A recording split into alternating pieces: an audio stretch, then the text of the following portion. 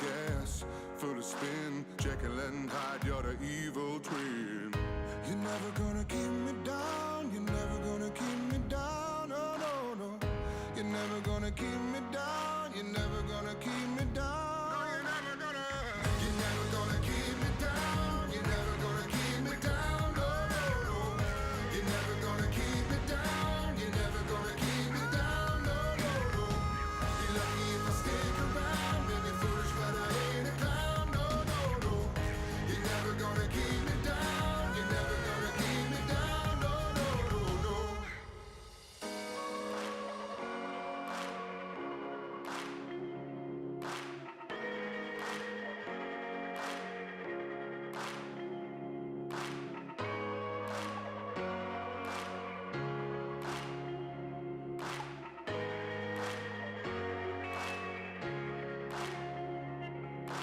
Down, down, down. Down, down, down. Down, down, down. Down, down, down. You're never gonna keep me down. You're never gonna keep me down. No, no, no. You're never gonna keep me down. You're never gonna keep me down. No, no, no.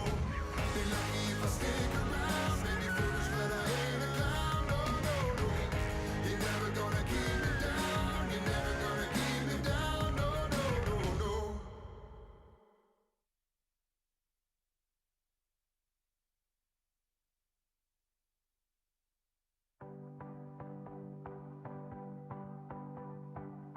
I keep myself in the dark, shadows watching over me, over me. You flicked the switch, made a spark. From then on I wore my heart upon my sleeve. With you I bear all the scars. I was left with paper skin, you let me in. A different home, broken start. Baby, where do I begin? I begin. Rising up, we touch the sky. Won't be promised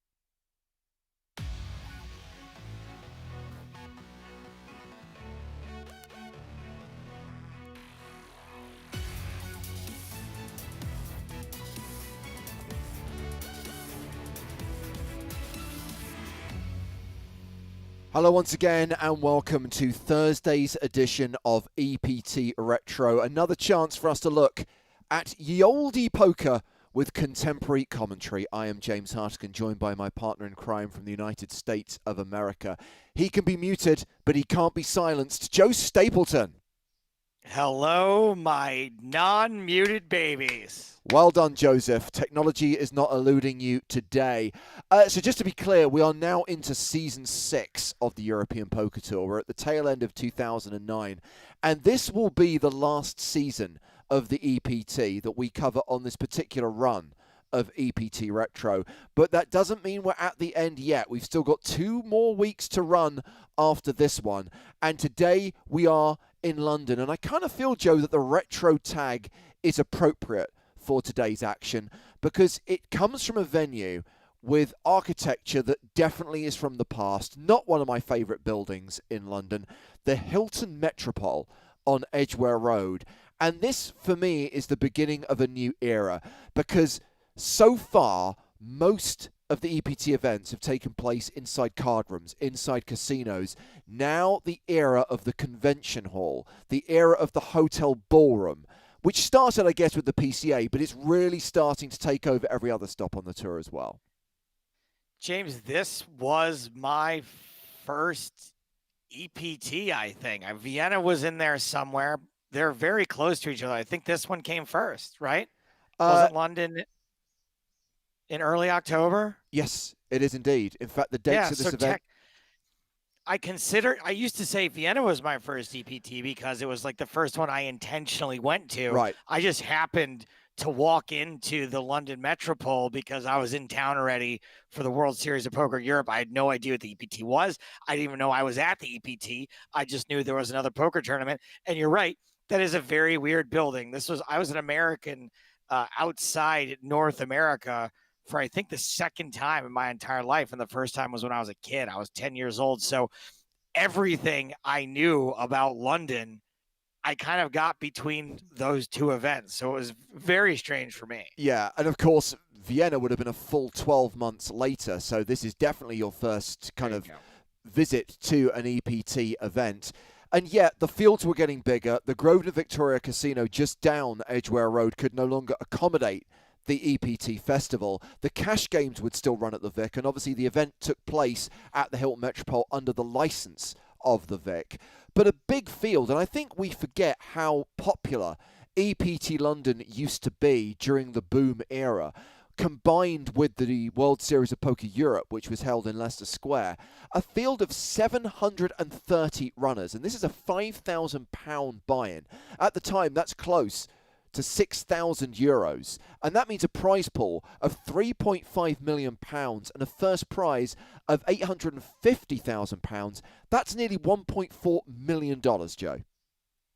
That is a lot of cheddar. That's a lot of scratch.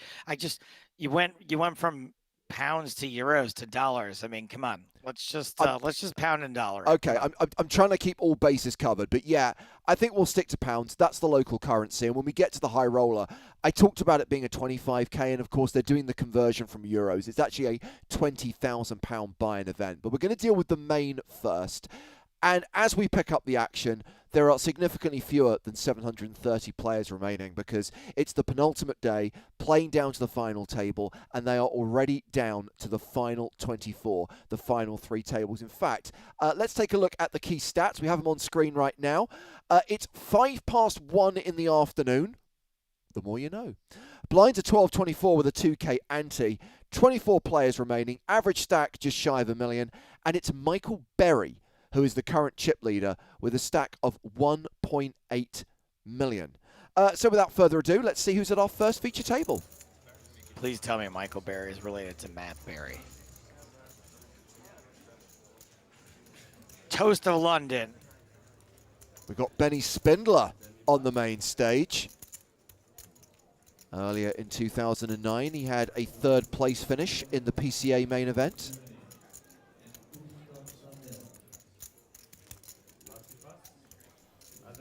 So at this point in time, this gentleman is the reigning World Series of Poker main event champion, Peter Eastgate. Opening with Jack-9 suited. The other member of Team PokerStars Pro at the table is Raymond Wu. Oh, Raymond. Hey, buddy.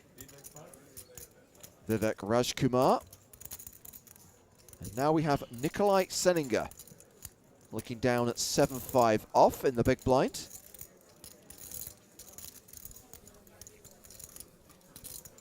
Seems like you can defend with it. Otherwise, why are we watching it on TV?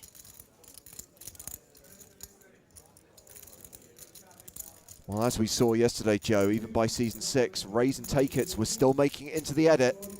Yeah, I'm really hoping that doesn't happen. Oh, thank God.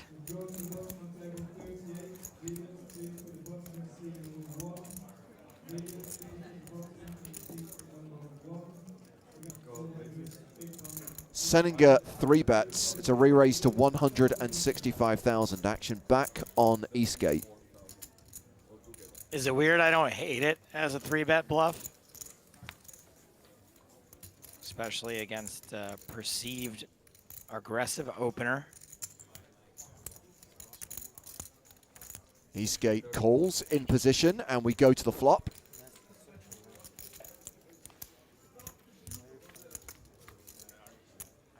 And that flop is Ace, Jack, 8 with 1 heart. So second pair, backdoor flush draw for Eastgate. Seninger pretty much whiffs here, 5% equity, but it looks like he's going to continue. Yeah, I don't think your plan here when you 3-bet is to flop the World's Fair, so this is probably about as good a flop as you could hope for. You can rep big.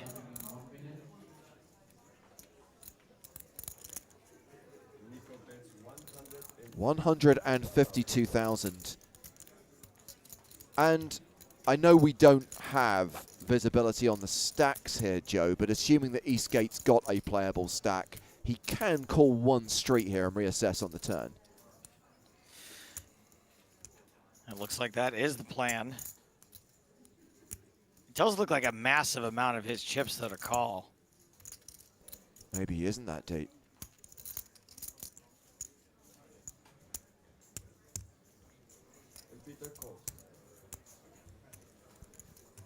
Well, he does call. The turn card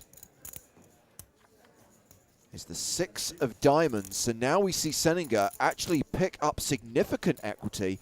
Open-ended straight draw. Eastgate does not improve. I guess your only option here is to just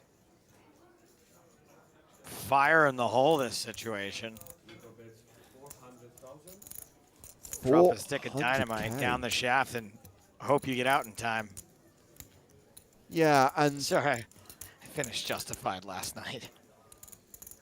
that was 2/3 pot. It gets a fold from Eastgate as we lose Philip Byers in 24th place, taking us down to 23 in this main event. And I think you have to know your opponent well enough, too, there to know that when they call your 3-bet, that they don't always have, like, the very top of their range.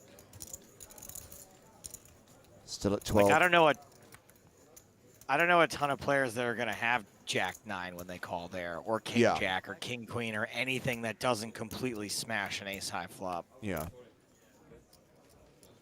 I think sometimes you can be hopeful they have Kings, Queens, something like that, and the ace is a scare card, but to be up against Jack-9 in that spot, it's like one of the best case scenarios. So Vivek's going to play a hand. Rajkumar opening here with 8-6 offsuit. All right, Vivek, what's up, buddy? Round 2, Benny Spindler in the small blind. Who's got aces?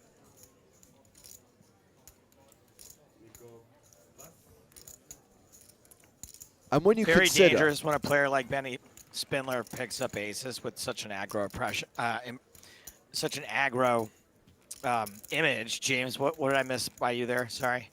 I was going to say pretty much the same thing, that bear in mind, those PCA TV shows will have aired by this point, and they will have aired internationally. They will have aired on US TV as well. So Spindler's reputation should be well known.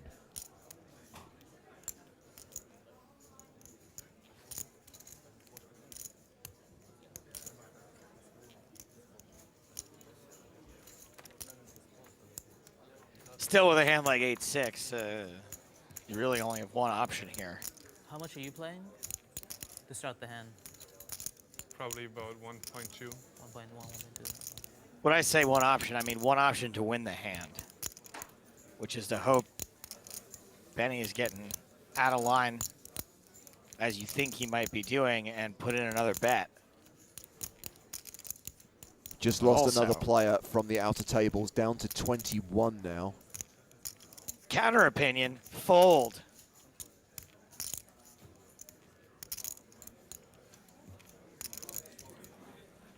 And there is the fold.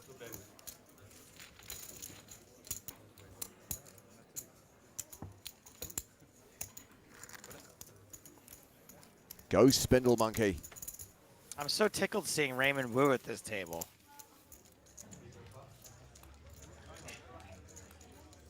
It's taking a look through the convention hall at the Hilton Metropole, hosting this event as we return to the feature table and join the action late.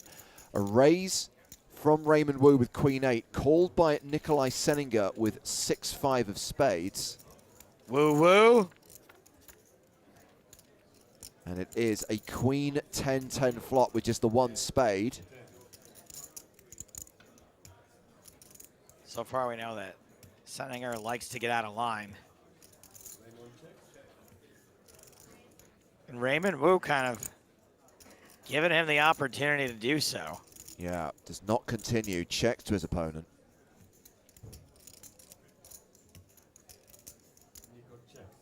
Seninger checks behind. Yeah, he doesn't bite.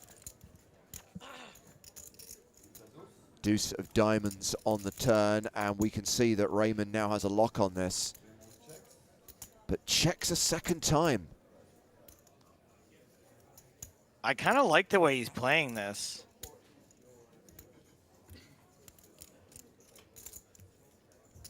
I think there aren't a ton of hands he can get value from.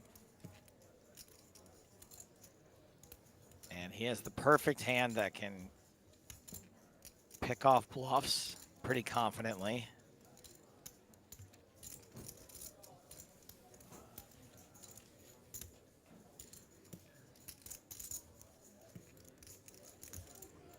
And he's got the perfect opponent who, so far, out of 3 hands, got out of line in 1/3 of them. Seninger betting 83,000 with 0 equity.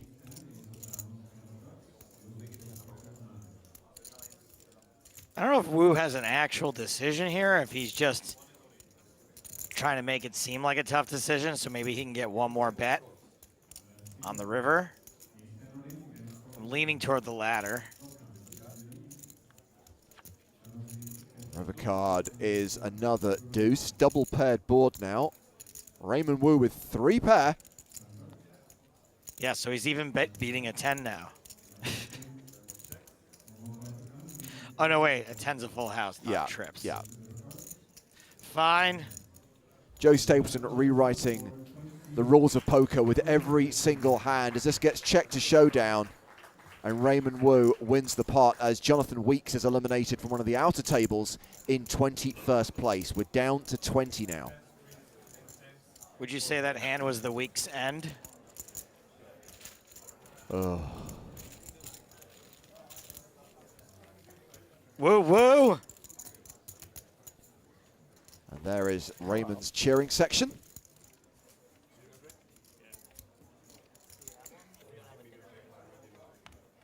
He's going to be first to act here with Queen 9 offsuit. Lets it go.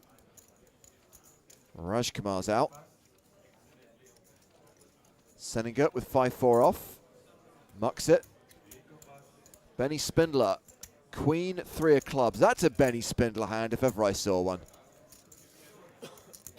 If I had to rename this suit clubs, it would be Spindlers. I had the Queen 3 of Spindlers.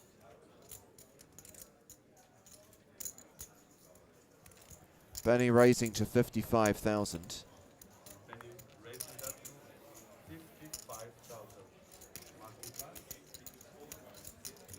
And looks like it's going to be on Peter Eastgate in the big blind. James, if you were going to invent a poker company in a... What? Eastgate's all all right, right. let's focus on the poker. shoves for his last 533,000. He was left reasonably short after that hand against Seninger, and Spindler is forced to fold the queen 3. Remember how Stars used to just like scoop up every main event winner? That was like their thing.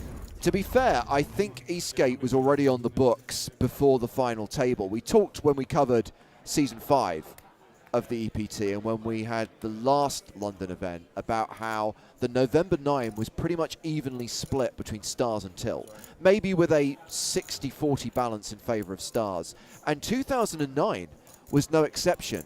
So there will be players here in London like Dennis Phillips and Joe Carter who are waiting to go back in November to play for the title and already have the Stars patch on their shirts. That's why I was there. I was part of Joe Cata's management team. And Poker Stars flew Joe Cata out to play the World Series of Poker Europe and... Sorry, Joe, just want to pause it very quickly there and point out the gentleman sitting over Benny Spindler's shoulder, who I'm assuming is railing Marty Smith, the Irish player at the table. That is Liam Flood, a.k.a. The Gentleman, another blast from the past, another one of the originals from Late Night Poker, and sadly, another poker great who's no longer with us. Oh, sorry to hear that. The guy in the dapper fellow? Yes.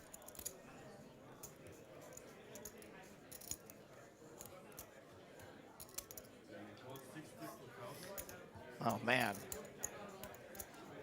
So we saw Spindler with aces. Yep. Then we saw him with a trash hand get shoved on by King Jack. Now he's up against King Jack again, this time with the aces.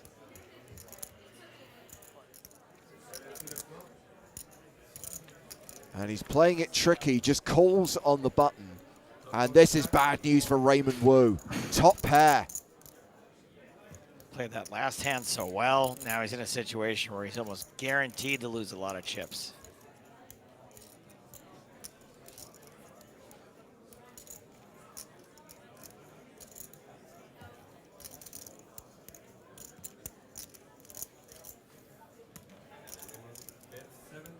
A continuation bet of 75,000.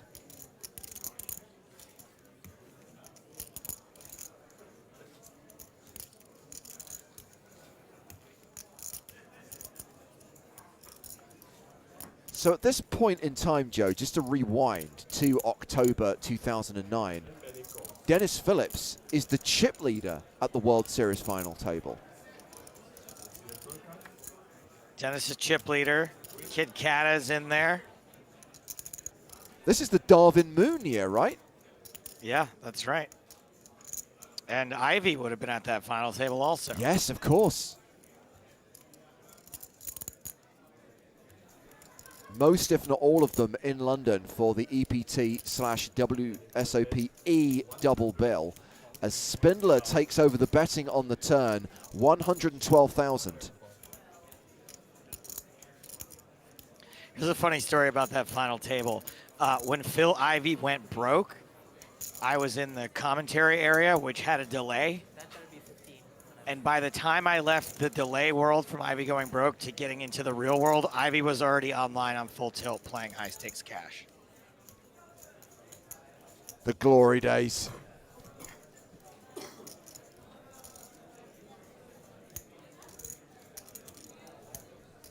Wu now with second pair.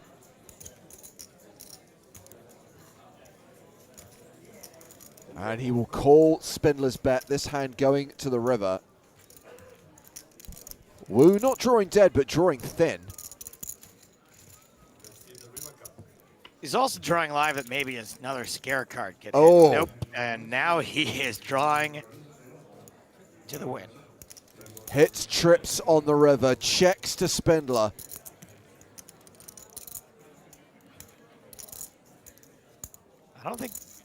I mean, this is a bad card for Benny.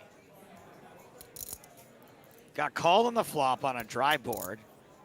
Got called on the turn on a spade board. Top pair improves. Spade draw comes in.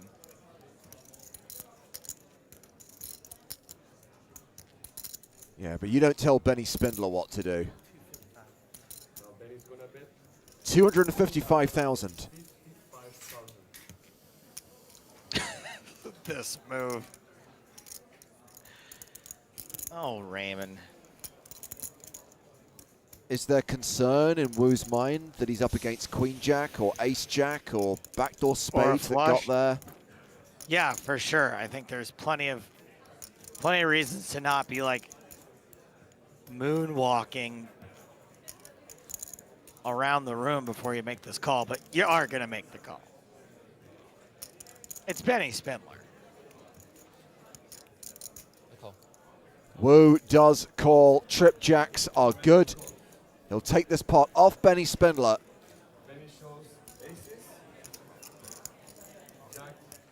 Hey, Benny. Aces versus King Jack. We've seen that hand before. I think last time Alex Gomez was on the receiving end of the bad beat. How soon we forget. Spindler's not out, is he? I think it's break time. Ah, the player's taking a short break in real time. So we kick off the action again with blinds at 15,000, 30,000. Down to 18 now. Michael Berry's still with the chip lead. And action at the feature table is on Nikolai Senninger from Germany. He folds. Benny Spindler has King Queen. One more time.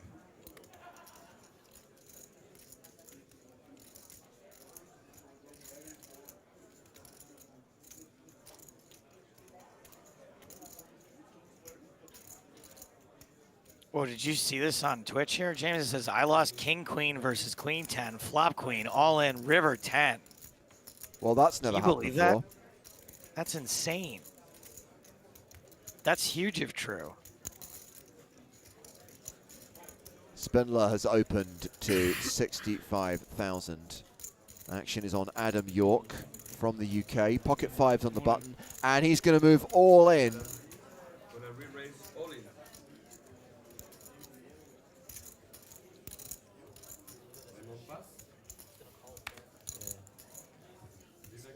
And people just love shoving on Benny Spindler, huh? Spindler calls, and we are off to the races. It's an optimistic call with King Queen. Well, fortunately for Benny, he's flipping. Oh, what are our flips today? Good luck. Like the Barnes and Too Noble late. Nook versus the HPZ. You have to wait for the next one.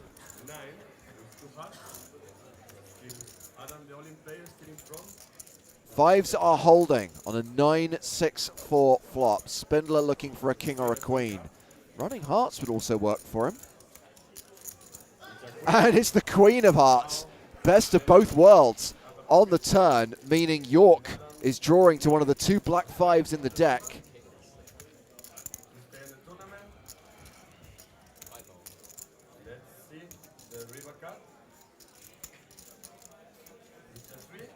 Spindler improves to the flush. Adam York is dispatched in 18th place, cashing for £17,000. And 17 players remain in this main event from EPT London from October 2009.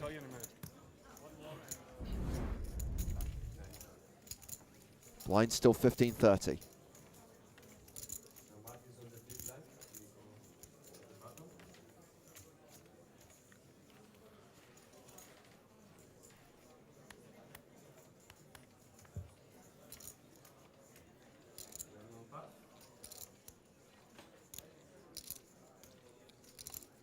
Vivek Rajkumar with 7-6 of diamonds. Makes it 76,000. Senninger's on the button with 8-4.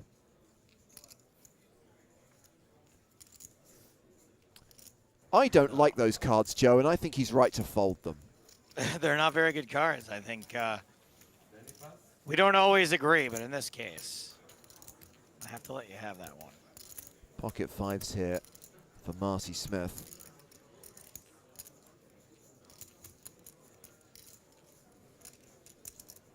As I mentioned yesterday, I originally voiced these TV shows in late 2009 with Daniel Negreanu, and a key bit of Daniel's advice is just play good cards.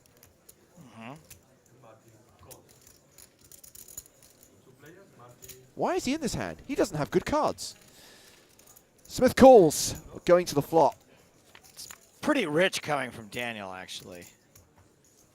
Jack, Jack, 6. Smith outflopped. So gross. You're flipping with 7-6 and they catch the 6. Yeah. Just terrible.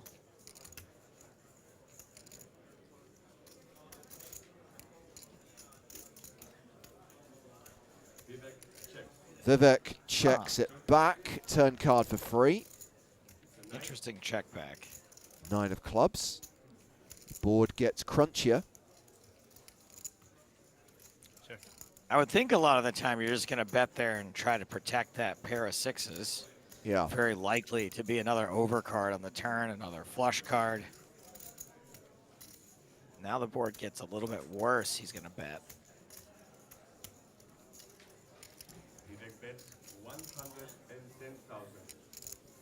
Delayed continuation bet of 110K. On the one hand, I'd be like a little suspicious about whatever Vivek checked the flop with, since he should be like betting a lot of his air balls, all the things that missed. On the other hand, when I check back on the flop, I might think, well, now he's just betting with whatever. Now it doesn't look like I have anything. Good fold. Meanwhile, sounds like an elimination from one of the other tables, which means we're down to the final 16, down to the final 2 tables. And Michael Berry, who we've still yet to see, still has the chip lead just ahead of Nikolai Seninger. And at the bottom end of the leaderboard, we can see that Marty Smith is a short stack, as is Peter Eastgate. Hey, Ivo Donev's in the field. I've played poker with Ivo Donev in a $130 buy-in event at Caesar's Palace.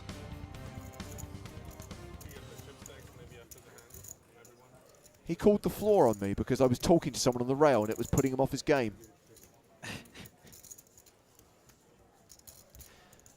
Must have put him off forever, James, because I never freaking heard of him. Time to sweat with Raymond Wu. Play a hand from his perspective. His whole cards are Jack 5 of clubs. This is the hand we have to play with Raymond Wu. I hope it's trip jacks again. He is in the small blind, so it's a blind-on-blind confrontation. I don't know, man. I never know what to do in these spots, especially in live poker. Like, up against any 2 cards, I think it's a raising hand, but nobody ever folds. Sometimes they're just going to 3-bet you, knowing you're out of position.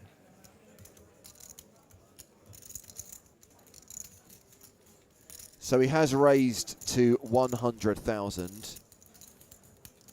And we aren't going to see a re-raise from Raj Kumar, just a call. All right, fine.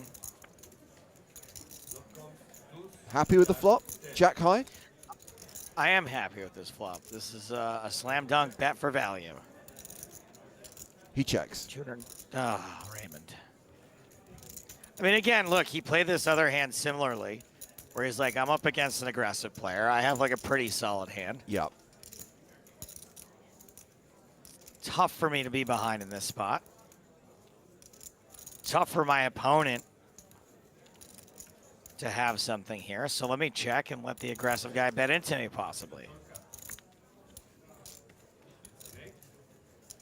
Board gets straightier on the turn, puts a heart draw out there. Blind on blind, you're still pretty happy with top pair, though. Checks again.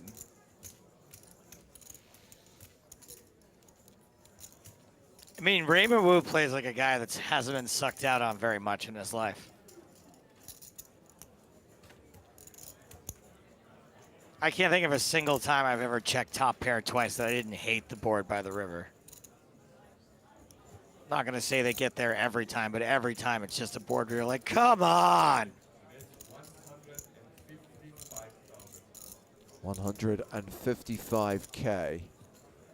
Well, Raymond, this is what you wanted. Still don't think our hand's strong enough to raise.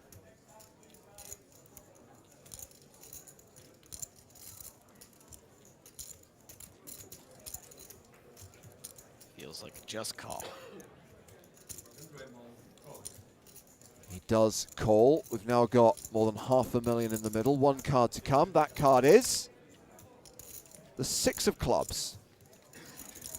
Pretty safe card. I don't think our hand is strong enough to bet and have to face a raise, so I do like checking again now. And sometimes our opponent's going to check back a hand like a 10 or something that we're beating, and sometimes they're going to bluff at it. Sometimes they might even value bet a 10 that we can get a bet out of, so just know. Oh, it's just a check back. Great, fine, I'll take it. Happy.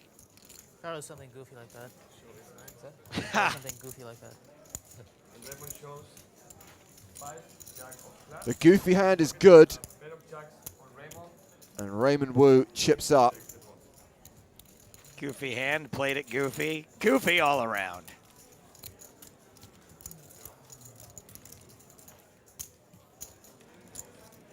Goofy's a good word. Are we still allowed to say that word? Yeah. Seriously. Okay. It's 5,000 Macau, so it's like 400, 800. It's still Or like huge. 3.6. Like Still, super, it's still super like deep pretty stack big. with like all these rich No limit. fish. Did you play those games? I don't have the bank. Seninger with pocket nines. You should move to Macau. It's not. Probably not somewhere where you want to live. Nothing to do. And that is a raise to 80,000. Vegas, you mean? No, Vegas has a little bit more. Macau's just like pure, just like pure. Degeneracy? We're going to have some new faces That sounds like a lot of fun. at the feature table. Still got Marty Smith, and he's got pocket queens.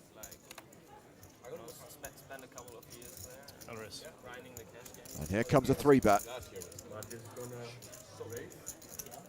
gotten tougher. I mean, if anything, these people who are if anything, they become much higher, so it's not as easy. Marty re-raising to 280,000. Tobias Reinkemeyer has joined us on the main stage. Not going to play this hand. Instead, the action has been folded to Rui Milhamens. Oh boy. And he's got ace-queen. Ace-queen on the button. We know Seninger's super live. I would tend to believe Marty Smith.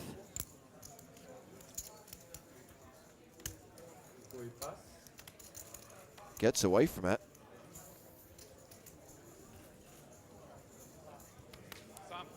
King 6.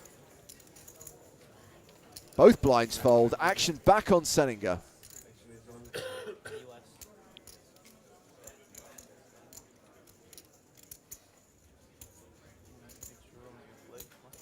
I mean, this is exactly what you want to do with pocket queens.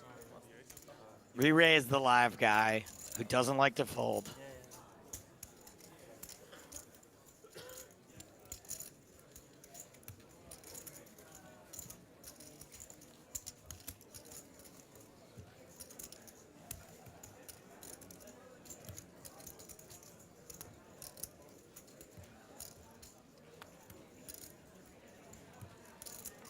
Good lay down. Lucky escape for Seninger.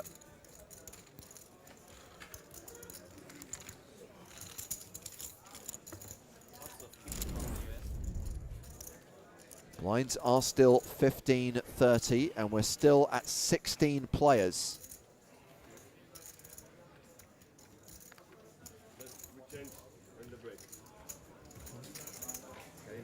Reinkemeyer has 5-3 of spades.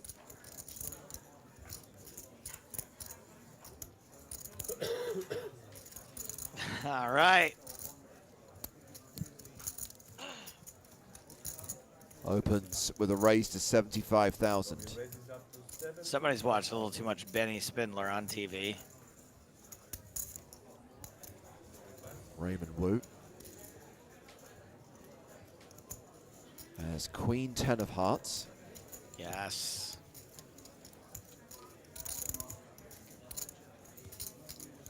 Is it weird that every time you look at suited Broadway, you think about the fact that you can make a royal even though it's never happened once? Yeah.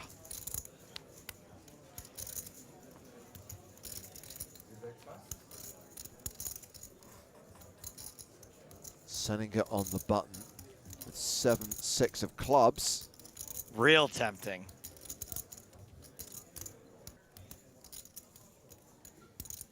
Is he going to be satisfied just to get in there? It looks like yes. Spindler with ace-jack in the small blind. Boy, oh boy, what do you do here?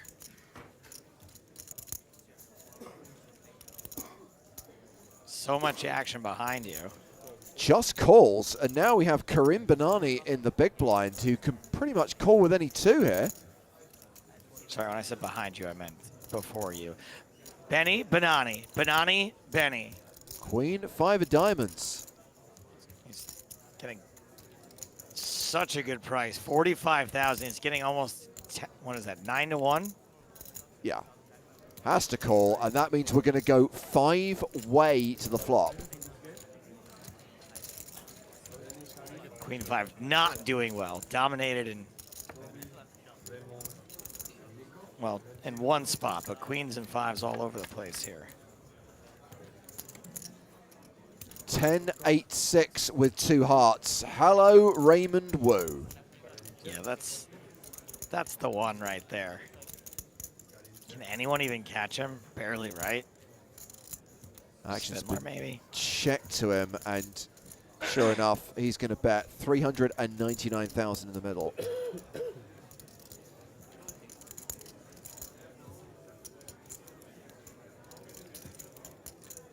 Yeah, this is a spot where you don't really mind betting into a bunch of opponents.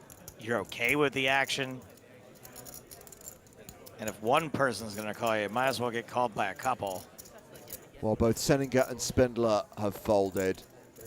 Banani is out. Just Reinkemeyer, who's got nothing. And Wu's going to take it down. Nice pot.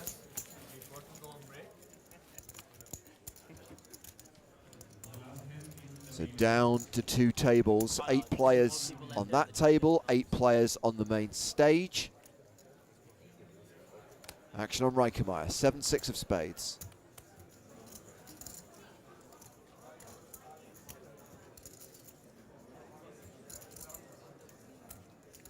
I mean, it's significantly better than 3-5 of spades.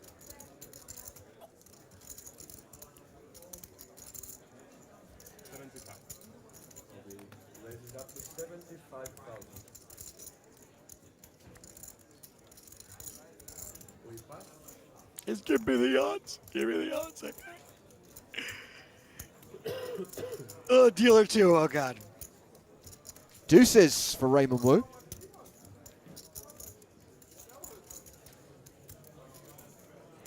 You know what they say, deuces win a significant percentage of the time.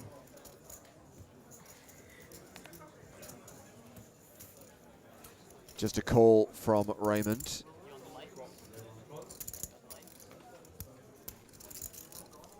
Round 2, Spindler on the button with ace-4.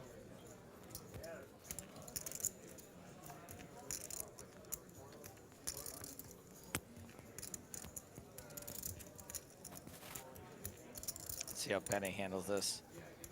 I don't think you have to play this hand on the button. Aha, I knew it. Banani in the small blind. Has junk. Amazing Arby's onto something here. Deuces can't not ever have an outcome besides not losing.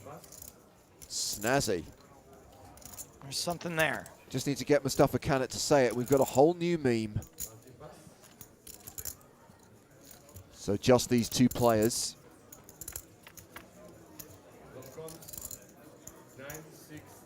And it is a 10-9-6 flop. Reinkemeyer nearly a 9-1 favorite post-flop. Didn't Wu just do this to somebody else, right? His 7-6 outflop the fives. I think that was Vivek Rajkumar with the 7-6. Oh, was Vivek. You're right. Ah, whatever. So with Reinkemeyer not continuing, Wu bets 85K. Oh, what kind of psychopath orders a bagel in London?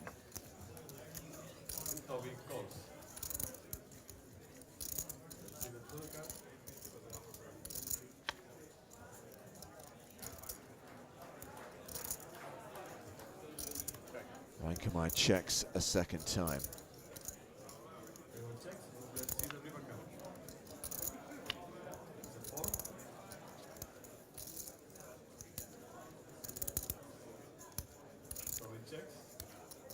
And Reinkemeyer probably likes a 6.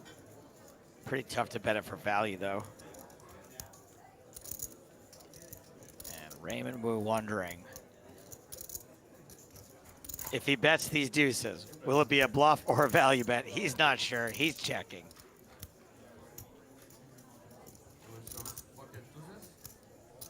So Reinkemeyer wins that hand. And we are still at 16 players in the EPT 6 London main event from October 2009. Let's see who we still have in contention. Right now it's Martin Gudvangen who has the chip lead, just ahead of Aaron Gustafsson. Raymond Wu also among the chip leaders. Michael Berry has dropped down into 5th place. We've got the 3 Germans, Senninger, Reinkemeyer, Spindler, and in the bottom half of the leaderboard, Peter Eastgate's chipped up to 1.4 million. Kareem Banani is in the danger zone. Danger zone! With just 300K. So a couple of things I want to talk about, Joe. The first one, and seeing Vivek Rajkumar eating the bagel reminded me that there were refreshments available at the Hilton Metropole for the players from a concession stand, i.e. somewhere where you pay money for food. But there was one player who came to EPT London that year who didn't feel that he should have to pay for food. And he removed a sandwich, took it to the table, and started eating it without handing over any money. When confronted, that player's attitude was, I'm a high roller, I should get free food. An argument that did not go down well and resulted in him being ejected from the EPT and given a temporary ban from the Grosvenor Victoria Casino on Edgware Road. That player, sometimes known as Full Flush, was Luke Schwartz. What an absolute pigeon. Plus all the bobbies had to show up, the constables and the bobbies. Just a real mess, all those big hats in the room. I don't think it was a police matter. Classic Luke Schwartz. By the way, when the story was first reported, I think it was a ham and cheese sandwich. And Luke, it was a prawn sandwich. That's how it was reported. And Luke issued a correction to the story. He wanted it to be known that it was smoked salmon because he's a high roller and high rollers eat smoked salmon. I wanted to ask about Joe Carter. I don't know how much you can say, Joe, but you mentioned you were part of his team. You were part of his management crew. So what were you doing with Joe? So I don't know, like what, I think at this point, right, all the business dealings that went on back then are pretty much out in the open, right? Yes, I mean, you know, maybe you don't want to talk numbers, but I think everyone appreciates the fact that between the summer and the November 9 final table being played out, there was a lot of business to be done for those players. Yeah, so what would happen was, as they were approaching like the final 9, there would be all these agents who would sort of swarm around knowing that there was a lot of money to be made if players made the final table. Sites were paying straight up cash for wearing patches. There were bonuses attached. I believe it's not a secret that if you were wearing a Poker Stars patch and you won the main event, they would give you an extra $1 million. Okay. So this was a big deal.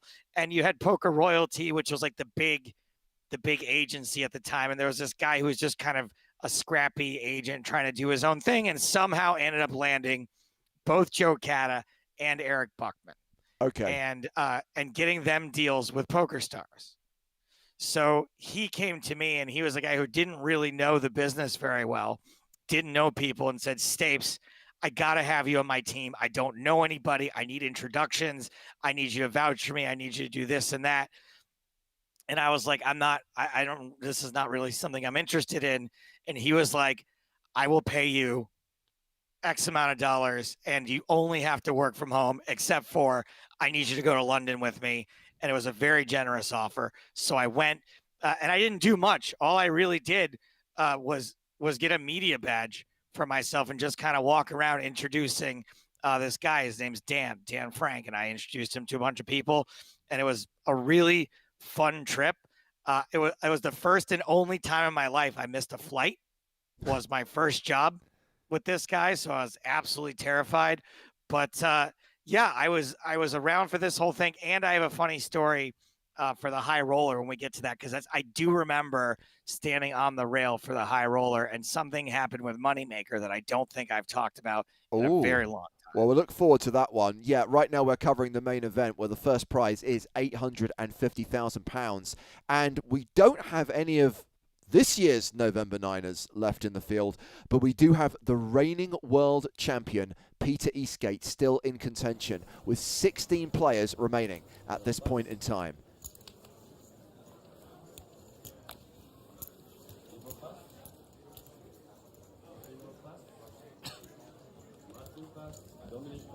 Look at these guys, a bunch of nits. Play a hand. Okay, maybe not that one. So round to the blind. So here is former chip leader Michael Berry with ace-4. Toast of London. Okay, that wasn't even close, but whatever.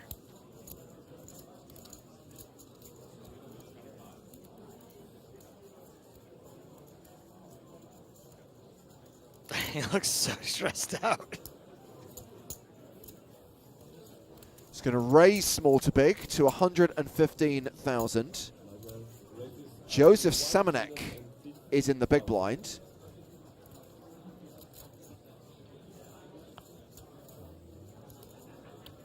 I like a flat here. I don't like to go too crazy. I'm all in. All in. Oh, I guess you can shove too.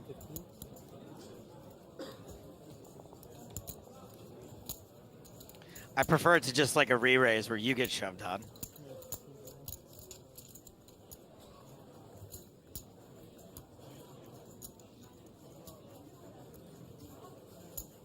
Seems like a lot to call. Seems like you're not going to be dominating very often.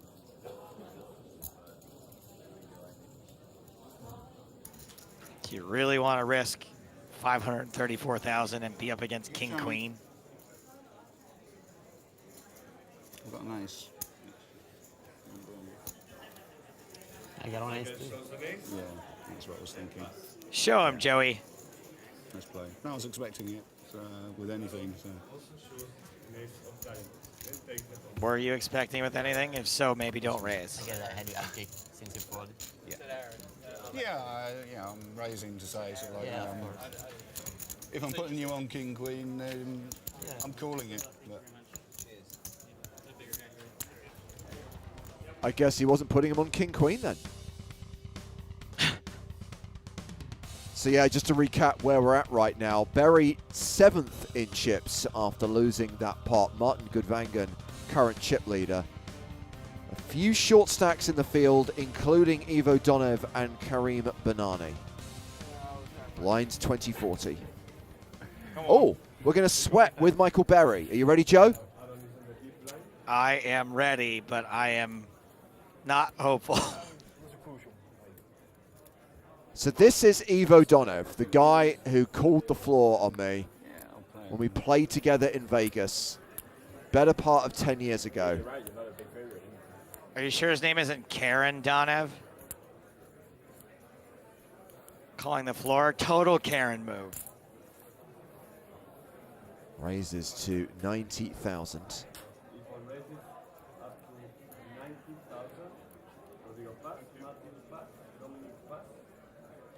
Round to Eastgate. Let's see if anyone else is going to get involved. No. So what does Michael Berry have? Mikey. He's on the button with King Okay. Jack. Cool. Call.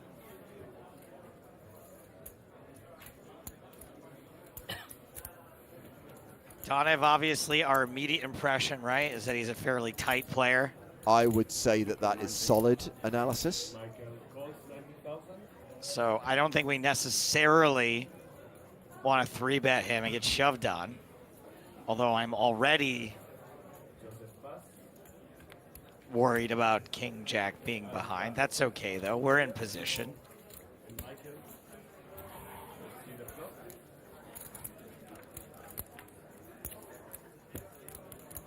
Ten, 10, 7. Fold. Okay, we can just check this back. Yeah, absolutely. Take a free turn card. We don't have to fold, James. It's okay. Oh, boy. I would not be 110,000. getting over attached to an open-ended straight draw on a paired board facing this bet from Ivo Donev. 110,000 though. So there was 270 bets 110.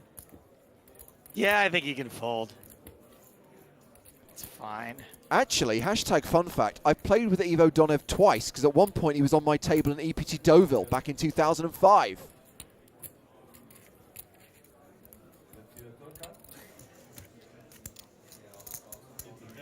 Okay. You called once, you missed. You don't have to like it, but you certainly should not put another chip into this pot.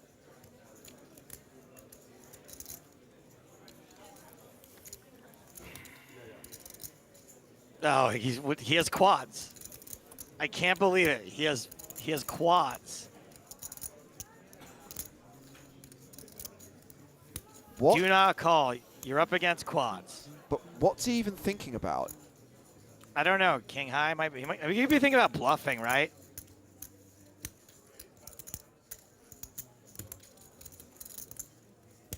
You're not bluffing out quads. King high is never going to be good. And you're not bluffing out quads. Show the quads. All right, fine. The second nuts. Yeah, as Marza points out, he had that bet already stacked and ready to go before the turn came. So he already had his plan for the hand. It was the sigh. It was like it's just never air.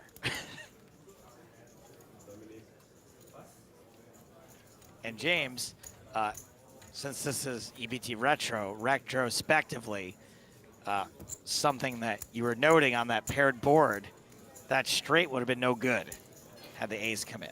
Correct. Should have folded the turn. Michael Berry still with a very playable stack though. Pocket threes here.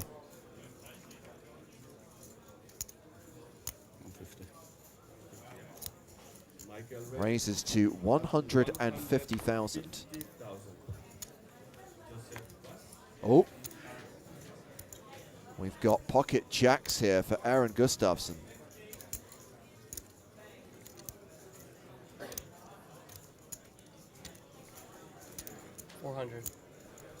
And he is going to re-raise the 3-bet to 400,000.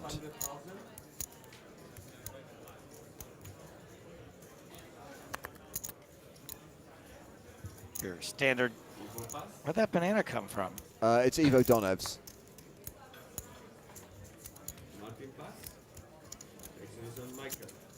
I'm all in. Oh, wow. That You got a pair? escalated far, far too quickly. Domination Nation and the former chip leader at risk and way behind. Is Barry the name of a famous English soccer player? Because this guy's got quite the foot.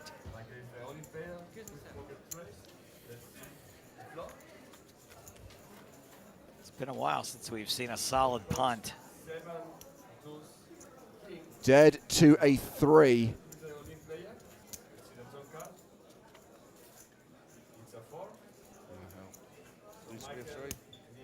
Correct. It needs to be a 3. Good game, guys.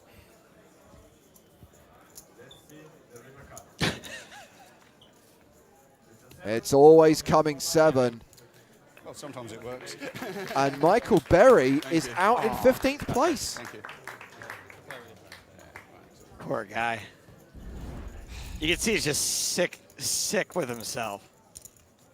And his chair will be filled by Raymond Wu, who returns to the main stage. I think we've all been there, right? Playing poker where you just do something absolutely idiotic and you can see yourself doing it Yeah. and you just can't stop it. I know you.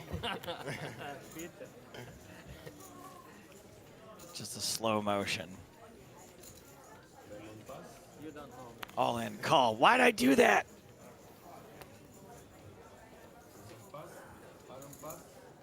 What's your name? My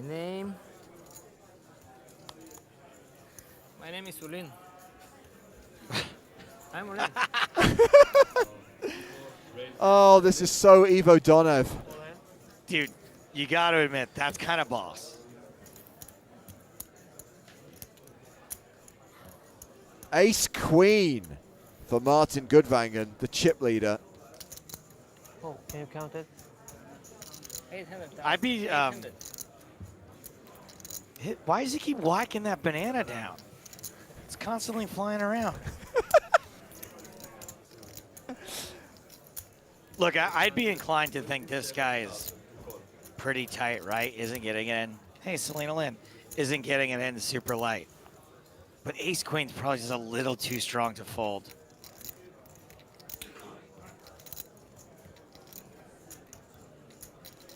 I've never seen Joe I'm all in. as tilted by anything as much as he is by the banana.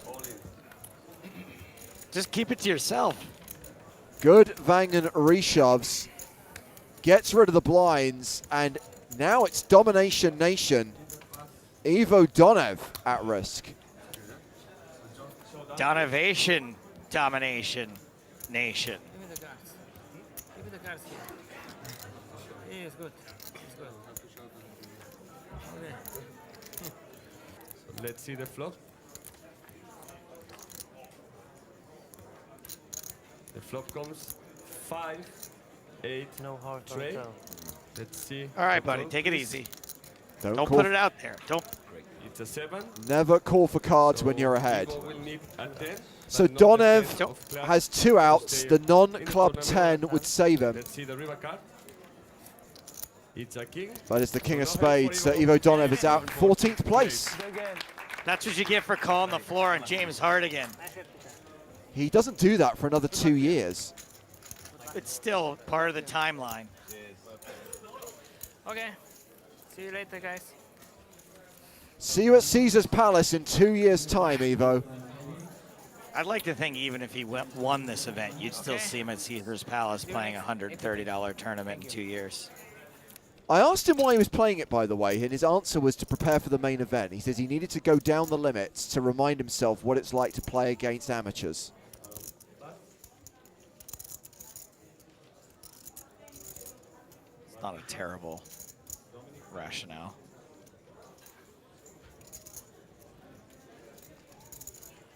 And then he said, my name is Alin.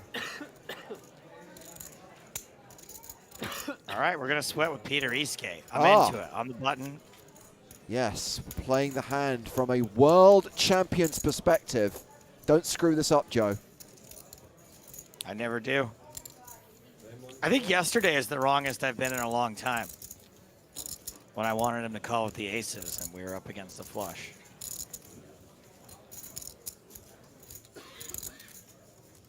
So Wu has called in the small blind. Samanek can just check his option, which he does. Unraised pot.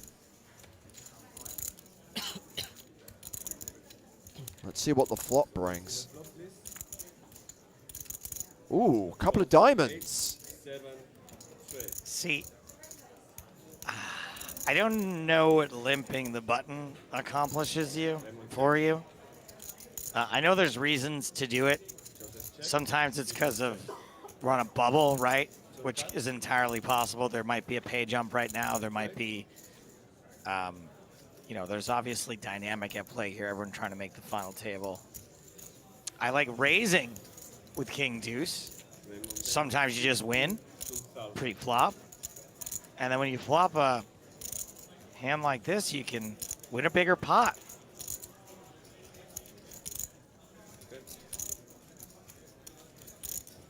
So Raymond Wu leads turn for 62,000, gets a fold from Samanek. Eastgate is in, and we go to the river. I don't know what our plan is other than to hit a diamond. Hey, all right, we did it.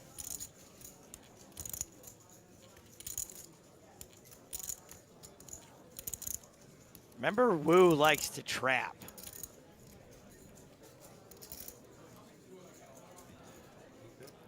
With that in mind, assuming Yeah. we face a bet here, is this a compulsory raise spot? No. No, I don't think it's a compulsory raise spot. I think that this is a shrug call. I think from the small blind, some full houses are possible. Don't know if we're going to be up against bigger flushes all the time, but I think it's hard to get action on a raise from a hand that we're beating. There's the call from Eastgate, and Raymond Wu has mucked. Queen 5 he had. Yeah, see, when he's got his strong hands, he checks. He likes to trap. So again, in that situation, even though we had the best hand, a raise wouldn't have accomplished anything. At best, he folds. At worst, we get re-raise, and then we're in a really weird spot.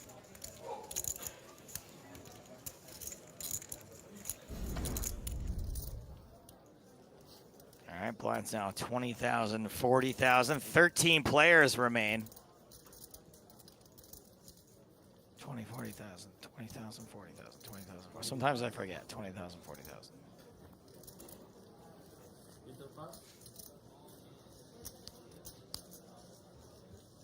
Raymond Wu with the old 3-6. Nah. The 3-6 Nafia.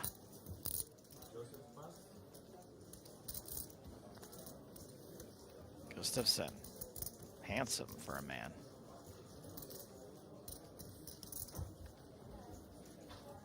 Eight four in the small, I think. Nobody folds their small blind, I know. I don't see what's so bad about that. There's just some things about me, you guys, that are, no matter how much poker I watch, I'm like, I don't think you have to raise 8-4. I think you can just fold. I think you just give this guy a walk. I just love the way you said it, Joe, like such a grizzled vet. Nobody folds their small blind anymore. That's just me. Look at all the chips you have.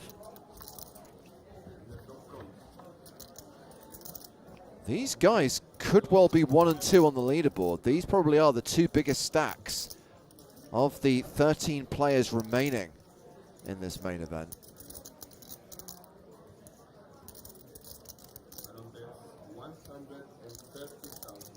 Gustafsson continuing for 130,000. Gudvangen, 2 overs and a flush draw. I'd be tempted to raise here. 2 overs, flush draw, kind of a straight draw.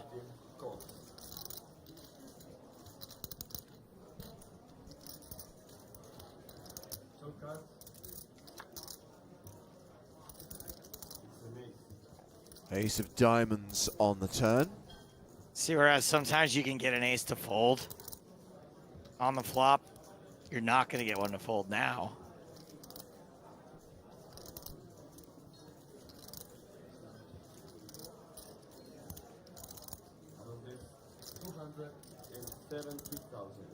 There's all manner of bad lookalikes firing off today. Okay. Amazonian JB reckons Gudvangen looks like Johnny Lee Miller. Oh, man.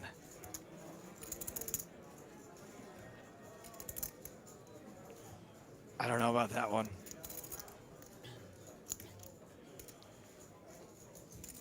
He looks like a mashup of most of the cast of Train Spotting. I'll give you that. He calls the bet from Gustafsson. We're going to the river with more than $1 million in the middle. The river card is the 5 of hearts.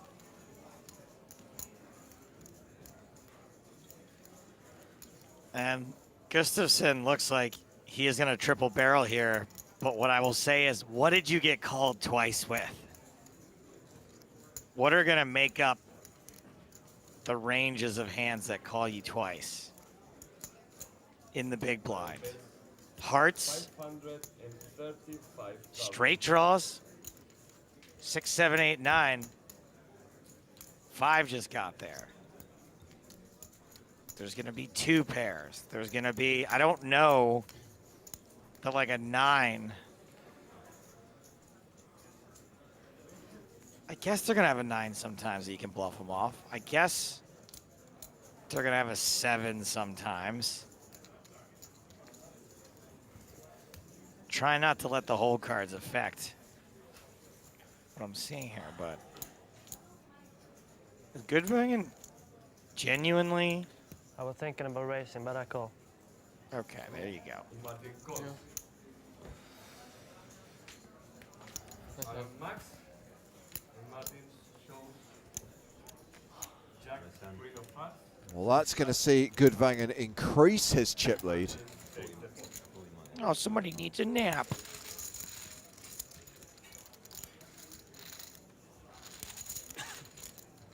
What's going on over there?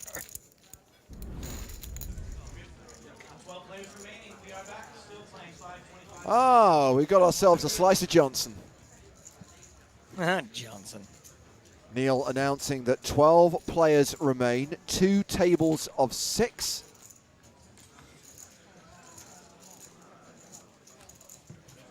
And we are focused on the feature table where we have Peter Eastgate, the 2008 World Series of Poker main event champion. This event, of course, played in the weeks leading up to the final table of the 09 main.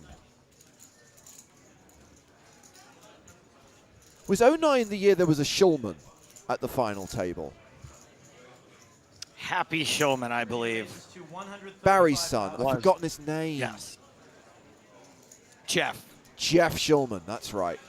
And Jeff Shulman had recruited about 28 coaches. That is correct. But I think Jeff was the shortest stack heading in.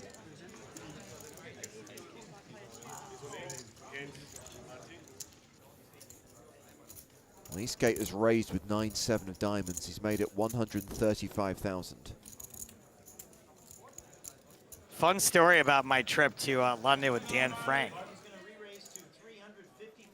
As I was on my way to the airport, Dan was like, by the way, I kind of underestimated how much hotel rooms are in London. Is it okay if we share one? Oh, man.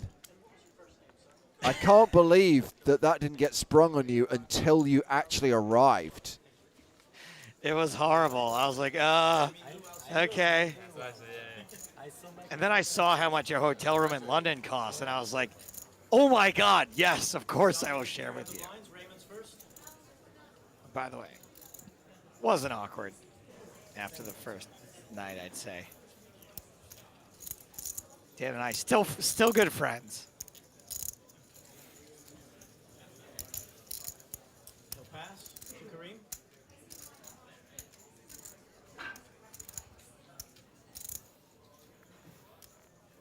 Dang Fat Mama asked, did you cuddle? No, we did not, but I will say this. It was the first time in my life staying in a European hotel room. And so the fact that there were like 2 tiny beds, like 8 inches apart from each other, was absolutely terrifying to me. I can't believe it wasn't until 2009 that you left the United States of America. I'd been to France as a kid, but I didn't stay in any hotels. Right. So we've seen a raise from Dominic Cullen in the small blind. Peter Eastgate shoving from the big blind. Cullen calls, and it's Domination Nation in Eastgate's favor. Ace-Jack against Ace-10. Dominic has ace-10 suited in diamonds. All right, Dominic's got some hope. He can hit that 10. He can hit some diamonds. Let's see the Can flop. make a different straight.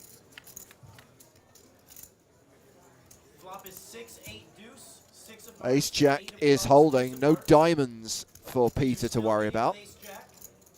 Let's see the turn card. Split screen. Turn is the 10 of spades. Ah. Domination rotation. Tens. Peter's gonna need one as Cullen pairs his 10, and we're about to lose Peter Eastgate in 12th place. No, Jack on the river.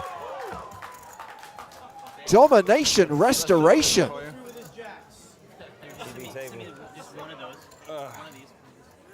Tough not to like Peter Eastgate.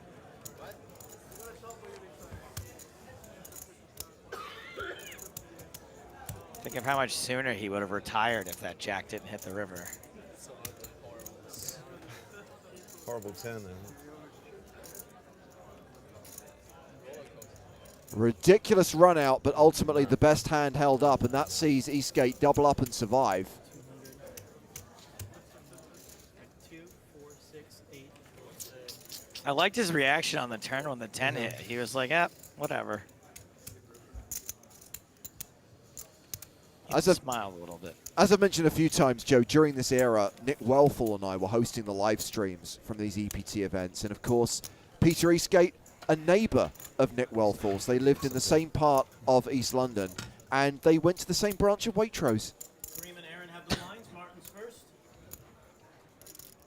Another great hashtag fun fact here on EPT Retro. And this is Ace King for Martin Goodvangen. He's going to raise to 130,000. Makes it 130k to play.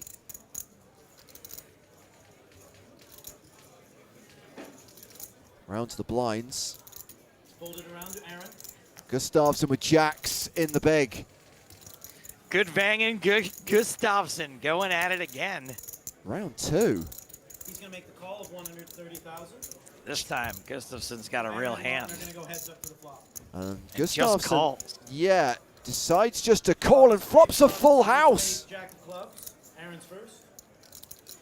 Good thing he already had that hangdog expression on his face. He doesn't have to change Absolutely. it, pretend like he's not happy with this. It's great, just looks so disinterested, and yet leads into the pre-flop aggressor. Chucks out 160k. I really like this lead. You got reputation now for going bananas with 8-4. Nobody's ever leading with a 3 here. Call of 160,000. It just looks so bluffy. Let's see the turn. Turns the 8 of diamonds. I kind of like a check back here. There's really no bad river cards for you. Sorry, check back. A lay off the gas a little bit. I think it's really tough for your opponent to have a hand they can call you twice with. You're blocking jacks. There's a flush draw. They're not really going to have a 3. They're not supposed to have hit that 8. I guess you're going to be up against overpairs sometimes that can call again. I think this is optimistic. But again, your reputation's as a crazy person. So 430k each, and unfortunately for Goodvangen, he pairs his king on the river.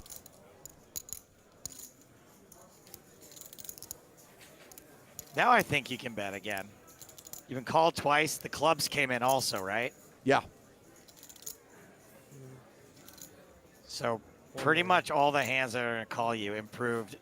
You're hoping you're not up against pocket kings at least. It's a Yang bet, 1 million. I call. Call. Goodvangen calls. Huge pot pushed in the direction of Aaron Gustafsson, and he will surely be the chip leader now. Nice hand. Thank you. Not just a nice hand. He worked that dude. Looks like we're down to the final 9, and confirmation that Gustafsson has a significant lead. 6.8 million to Martin Goodvangen's 3.6 million. Dominic Cullen, the shortest stack of the 9 players remaining. We are on the final table bubble. Only 8 will come back for the final day.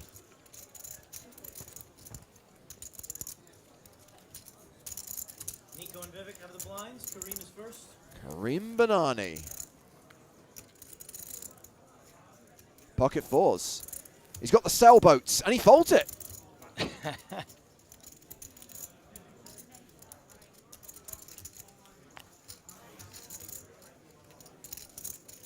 Round to Cullen. Hold it around to Dominic. He'll pass. So will Peter. Over to Queen. Queen 3 off. Nah. Good Vangen with Queen 9 of spades. Folds On the button. Wow. So Nikolai Seninger, who's now brought Simba to the main stage, has Queen 6 off. It's a wheel of fortune.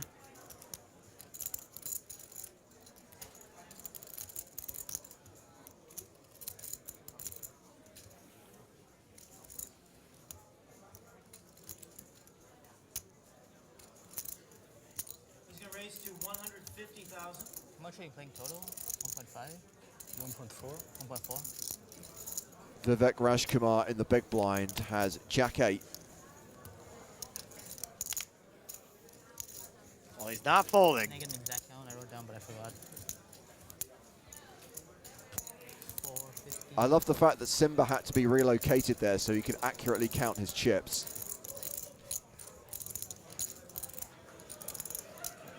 Vivek make the call of 150,000. For 150,000 each, the blinds go heads up to the flop. 9 of clubs. It is a 9. Queen high flop. Pair of 8s for Rajkumar, plus a straight draw. I have no idea what to expect here.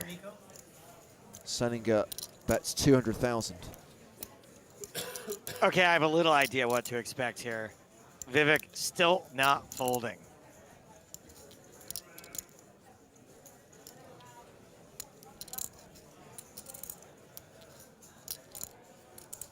I move all in. All in? Yep. Vivek raises all in. A shove from Rajkumar. This is a little funky. Obviously, he's got Seninger covered, but man, I don't know about trying to get a dude to full top pair here.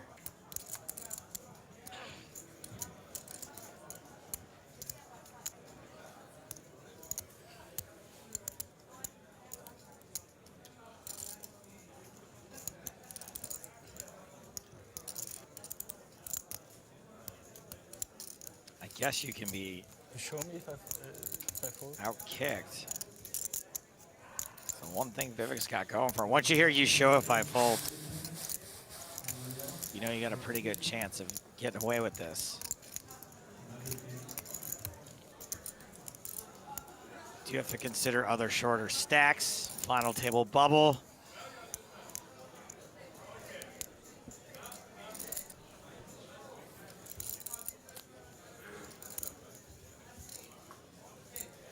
Nico shows the Seninger clubs, and folds pass. the best hand. Vivek takes the pot.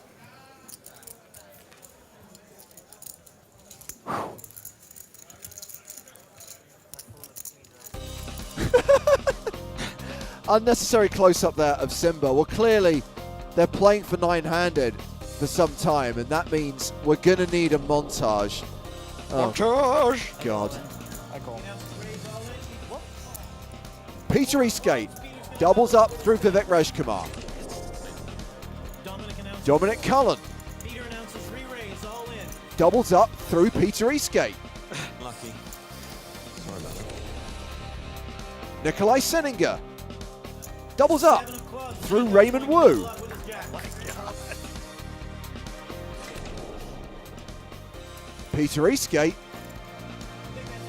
with aces doubles up through Vivek Rajkumar again. It really is the circle of life. Peter, you like me, huh? As we rejoin the action, we can see that it is Rajkumar who's the shortest stack with 750k. Aaron and Dominic will have the blinds. Peter's going to be You on better the fence. Vivek yourself before you Vivek yourself.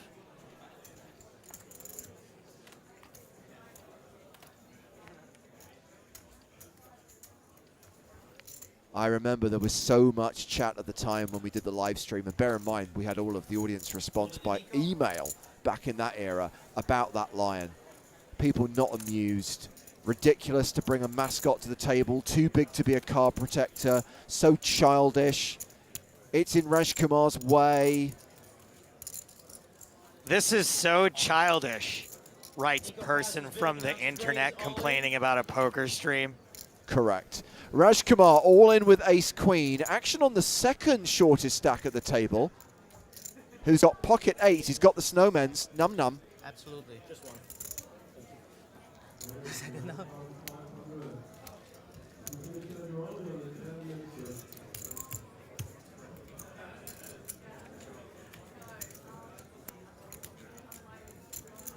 Well, this guy's just adorable. 1, 2.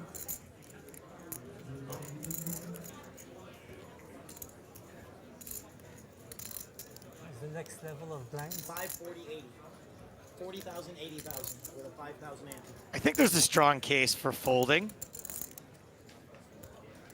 Final table bubble.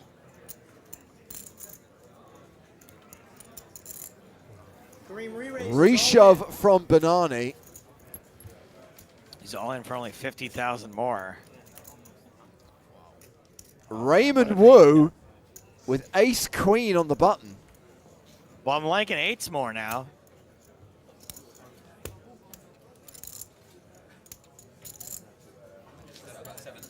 So I said there was an argument for folding before.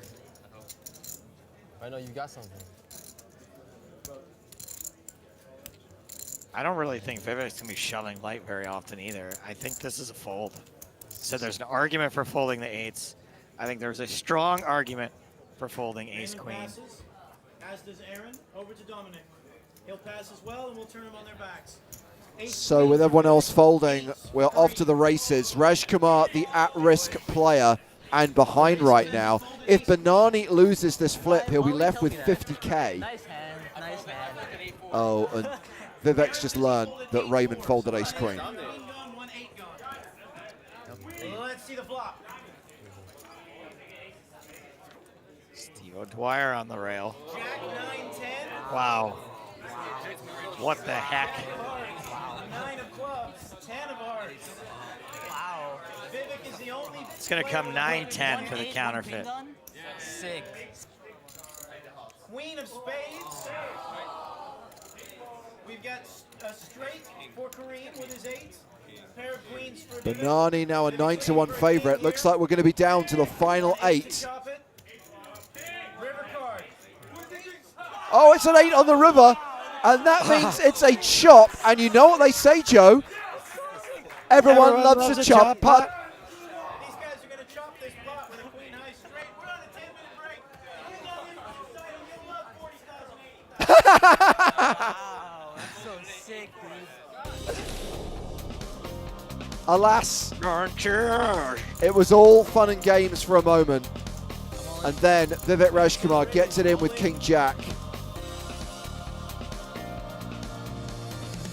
Dominic Cullen reshoves with ace queen. No chop this time. An ace high flop. Can't be simple, can it? Nice hand, sir. Nice hand. Vivek Rajkumar gets schlooged out in ninth. £38,000. And that's going to take us down to the official final table. Vivek deserved better than that. The schlooging. Aaron Gustafsson, monster chip leader, coming in with 7 million. Eastgate, second in chips, just ahead of Martin Goodvangen. Karim Banani has managed to squeeze a place at the final table, but will be the shortest stack when we resume the action in just a moment. So that must have been the story, huh? Peter Eastgate maybe going to take down an EPT right after winning the World Series of Poker main event. Yeah, and it's a narrative which we've mentioned a few times that we haven't yet had a World Series of Poker main event winner win an EPT. So we've got some crossover with WPT winners and EPT winners, but World Series mains, that's yet to be accomplished. So, of course, all eyes on whether the reigning world champ can do it, whether he can actually take it down.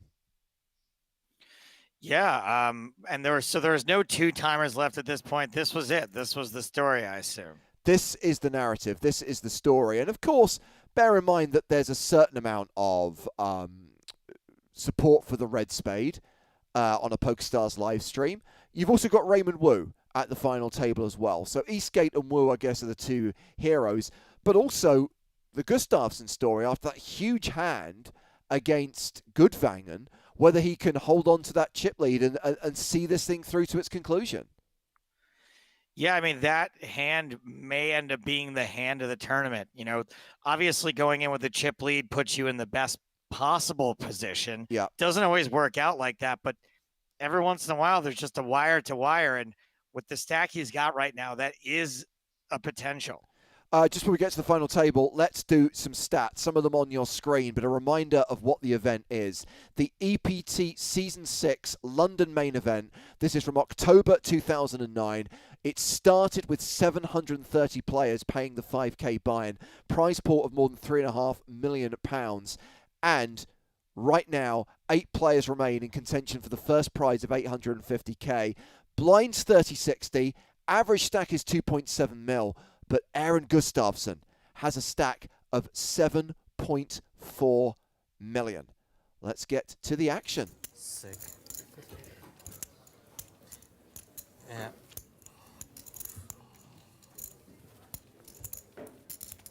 Dominic pass. Peter pass.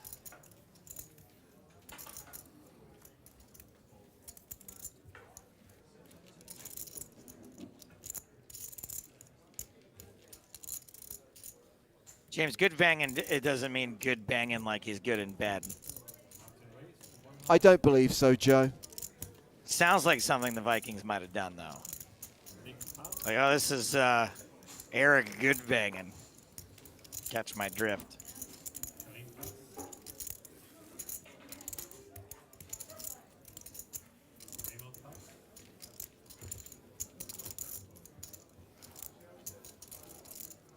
So the raise is to 140,000, and the chip leader has Jack 5 of diamonds in the big James, blind. he's shaved. And he's put on a shirt. It's the final table.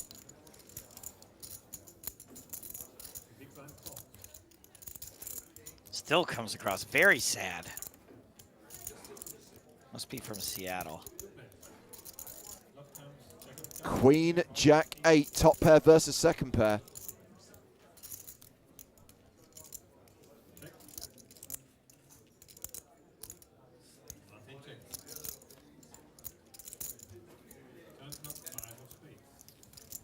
Oh, now. All right, well, things are looking pretty good for Gudvangen here. Yeah, with both players turning two pair.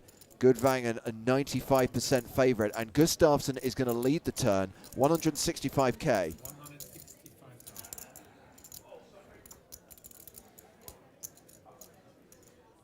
I'm a big two-pair raiser. Big believer in raising two-pair, especially on a board like this. Gudvangen just calls. 7 on the river.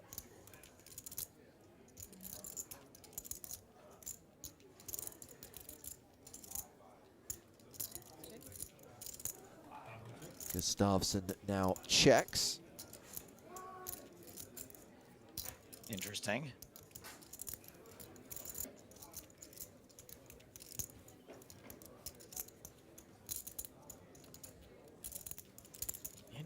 Interesting check there. Gustafsson definitely marches to the beat of his own drummer.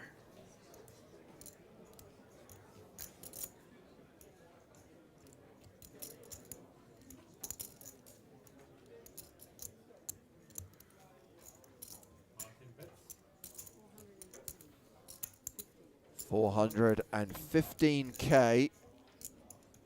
Not only do I not think this is like a, obviously it's a call, but it's not like a fist pump call. It's kind of like a, don't show it to me call. It's almost a bluff catcher. Almost. There's the call.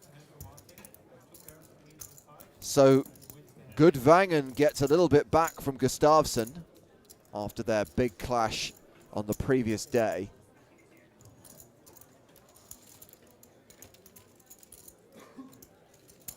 Not sure what to make of that hoodie. I don't want to show that hand. It's stylish. I would think about it carefully, James, because I'm pretty sure it's a Rorschach test. Yeah, it makes my eyes hurt. Looks like we're schlugging a player. The short stack Kareem Banani. Oh. All in and out in 8th, cashing for £50,100. Banana gets a banana for his camera time. Blinds now 40-80 with 7 players remaining.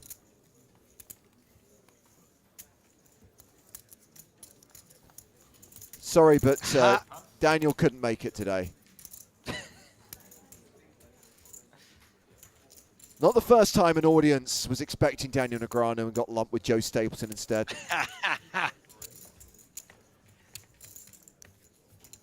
Eastgate with the Snowmen. Num Num opens to 190k.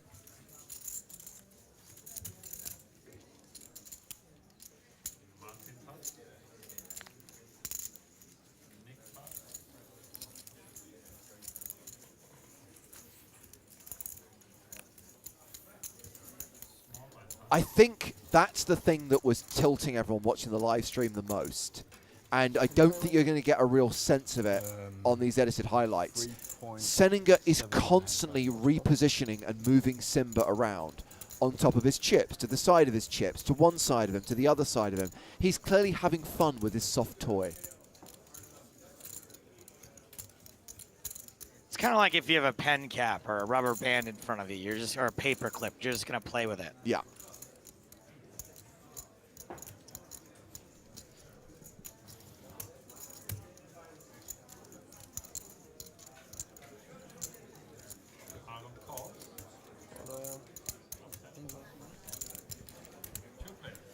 Gustafsson defending, 6-5 of diamonds.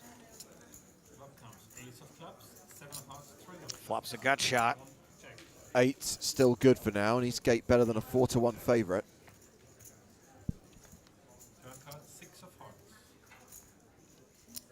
Got a pair of 6s now.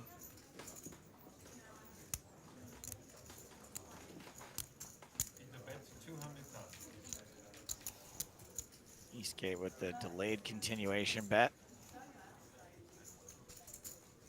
Pajama Lord asks, is there a delay so the players can't see the cards from the broadcast? We are running on no delay right now, so any of these players, if they wanted to watch this action from 2009, could see it at the same time we're seeing it. Oh. We trust them not to.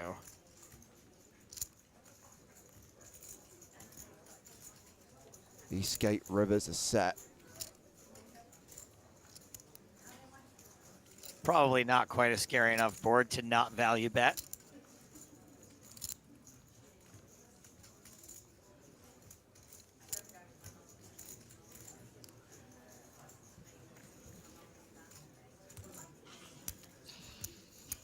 I mean, yes, you made your set, but there's now 3 hearts out there. The board just got straightier.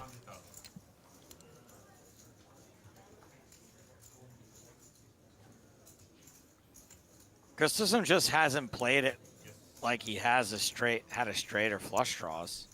Now, of course, in the big blind, lots of things are possible, but I think you're way more likely to be up against 2 pairs. Wow. What do you do now?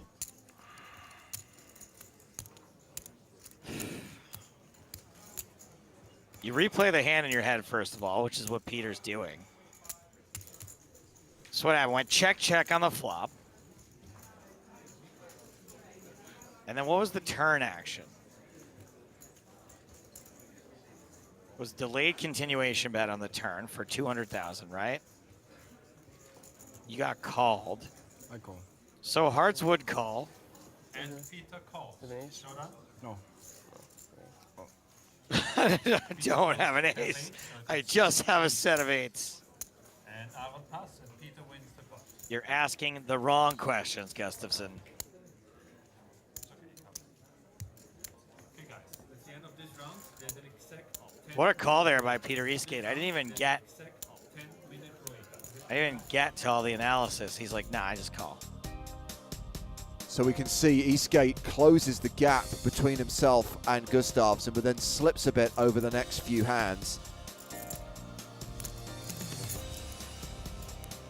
Well, that was a big pot for Martin Gudvangen, taking a significant chunk of Rui Milhomens' chips.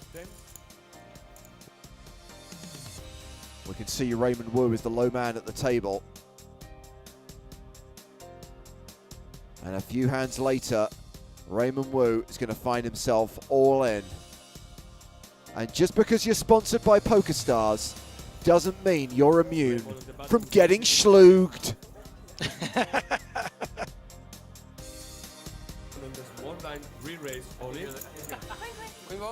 won't be fun. Raymond Wu out in 7th place, cashing for £87,000. I better hold him up. He is feeling woozy. And shortly after, Rui Milhomens eliminated in 6th place, knocked out by Peter Eastgate. Rui cashing for £124,000. More like Rui Milhausen. The double schloog takes us down to the final 5.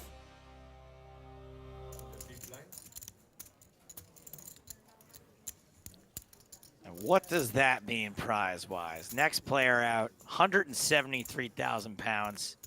Correct. 50K ladder for the next one after that. And blinds are out 50K, 100K.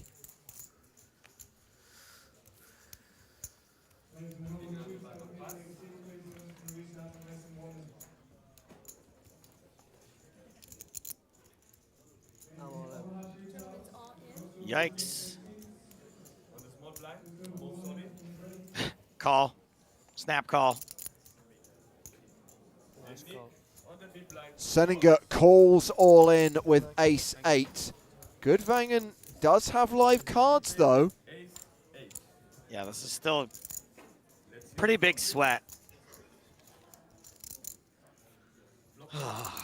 Just keep it clean, dealer.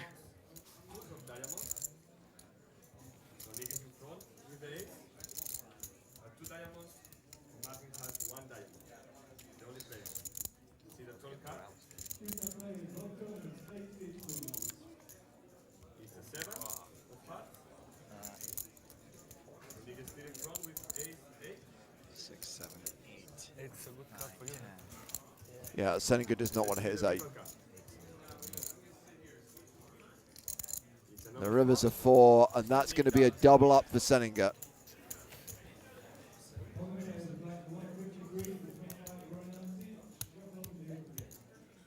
Justice, the best hand, holds. You prefer to see it. Gudvangen a step closer to taking the chip lead. He just can't wait to be king. And now we're going to play a hand from Gudvangen's perspective. We're going to sweat with Martin.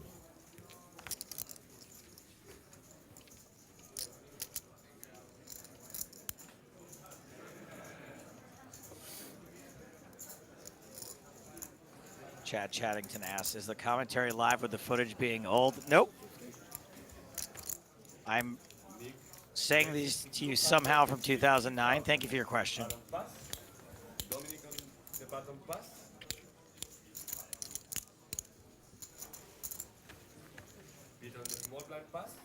Okay. Queen Jack offsuit. Was this the hand we were discussing yesterday, Joe, which you think is actually like the worst starting hand? Worst hand of all time. Right, that's it. Worst hand of all time. That's the moniker that you granted it. Now the big blind is probably the best place to have it. And I think that a call is perfectly reasonable. A fold would be ridiculous. A raise would be very optimistic. But the bet in the middle was just right.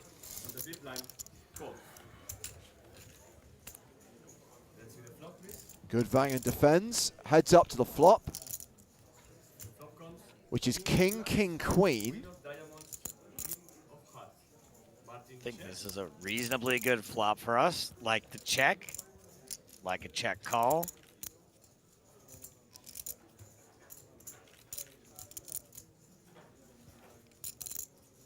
And Senator, remember, we've been watching him for the last couple episodes. He's a little wild. I like his red shirt.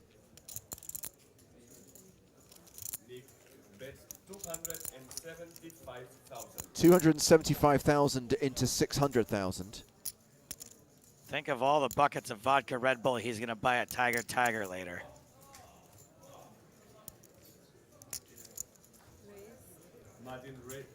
Interesting.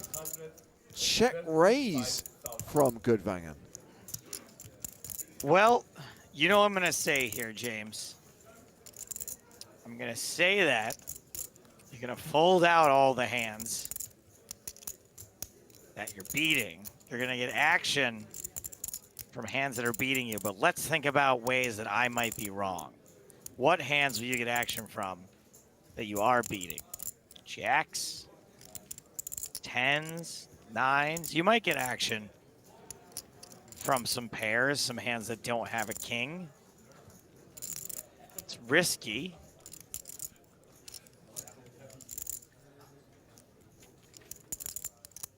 Do ace 10 and I mean, aces might call you. That's bad. What better hands are you folding? Don't think any. Well, and I guess other queens you can get action from. Some of the queens, you're getting action from queen 10. yeah, Seninger has called 4 of spades on the turn, which you can't imagine has changed anything. Actually, I love Crocodiles. Says in 2020 you get action off ace high, ace 10. It's possible here too. Those are some hands I'm leaving out. Goodvangen now checks the turn.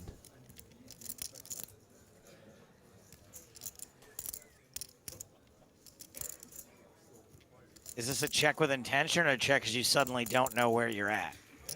I would imagine the latter. Seninger checks behind. River card. 5 of clubs.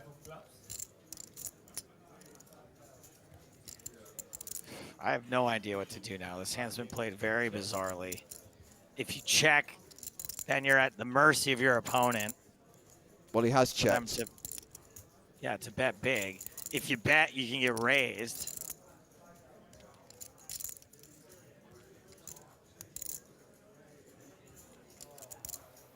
Oh, loading up and firing the lot. All in for just over 1.4 million. Dude, I think we're going to be bluffed here sometimes, but I think you have to fold. I just don't know. Like, you did it to yourself. If you were doing this to induce, you should have called already, and if not, you have to fold.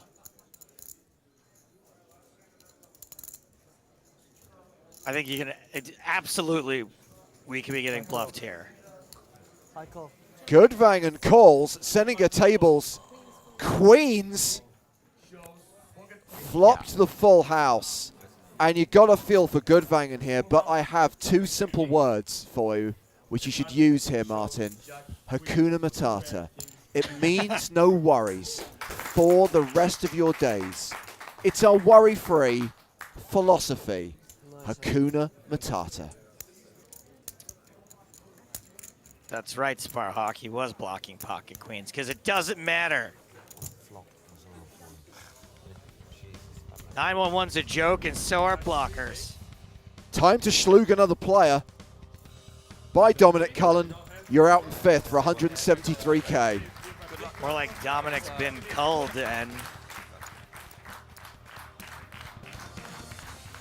that's going to leave us with 4 players in the EPT London main event from October 2009. Yeah, cheers. Well done, lads.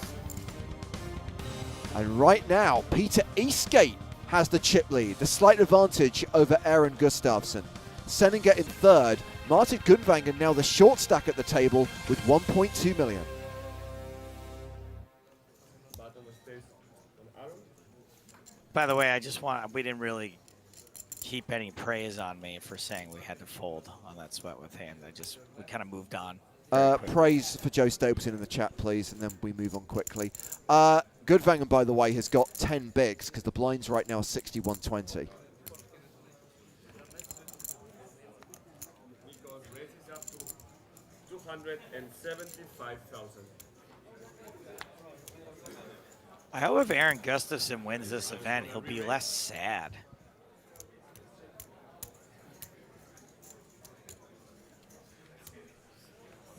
To 600,000 in total.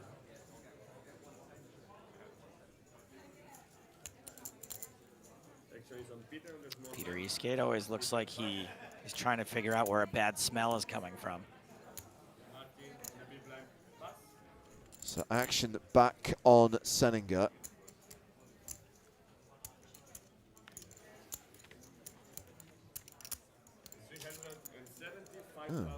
Simba's fallen over. That's a tell. That's his Oreo cookie tell.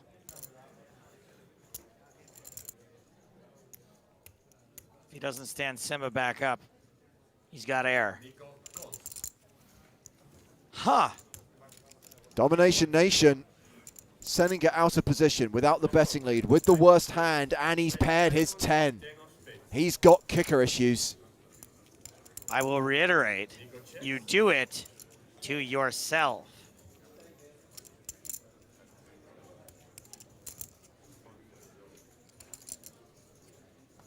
It's a pre-flop call, very optimistic. And man, oh man, is he gonna feel the pain? Somewhere in the clouds, Mufasa is looking down on this, and he is not happy. Aaron bet 775,000. Remember to fold 10-7 to a 3-bet. Yeah, somebody needs Rafiki to walk in here and whack him with a stick.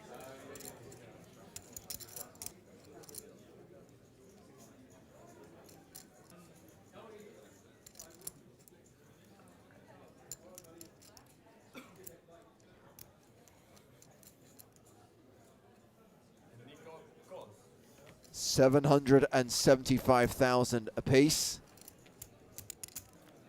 They go to the turn, which is the 4 of clubs. Gustafsson now a 93% favorite. Top pair, top kicker. Seninger checks.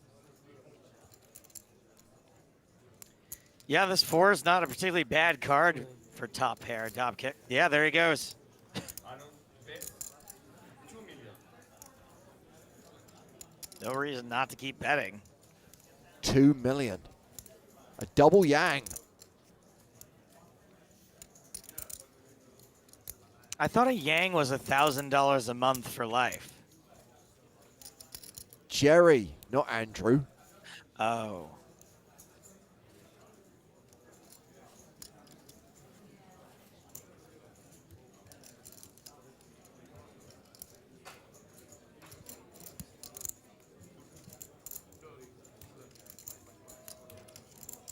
And Seninger's in such a weird spot because Gustafsson, we know, is capable of having nothing here, of having a draw here. Hey, good laydown. Wisely lets it go. And I imagine that's going to see Gustafsson reclaim the chip lead at this 4-handed final table. Tell you who's not impressed, Peter Eastgate.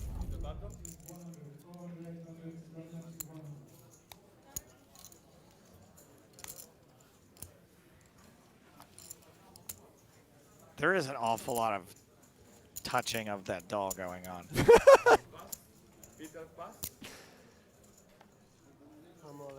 The shove here from the short stack. Goodvangen with fewer than 10 big blinds gets it in from the small blind. Come on, homie, let's go. Seninger has ace-queen. Good night, Goodvangen. And Nico calls. He calls. It's not looking good for Martin Goodvangen. It's frustrating. So Martin is You're the so- only player with ace You're of supposed to be ahead there. against Nico, ace of hearts, queen of clubs. And flop comes King spades, 9 of 6. six of hearts. There's two Hearts only no six. good Have for Goodvangen. one heart. Turn card is the deuce of hearts, and that's going to leave Goodvangen with 2 outs. The 3 of spades, the 3 of diamonds. Those are the only cards he can hit to survive. So only 2 cards will help Martin. Let's see the river card. It's a 9 of spades, so no help. Martin Goodvangen out in 4th place, cashing for £227,000.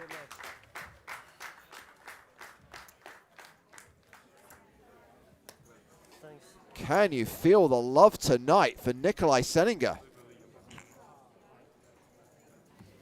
Are these written out or? When did we switch?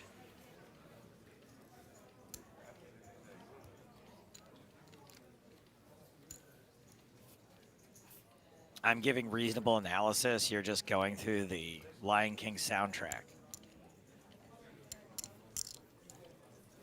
If you're going to go through a soundtrack, there are worse films you could choose.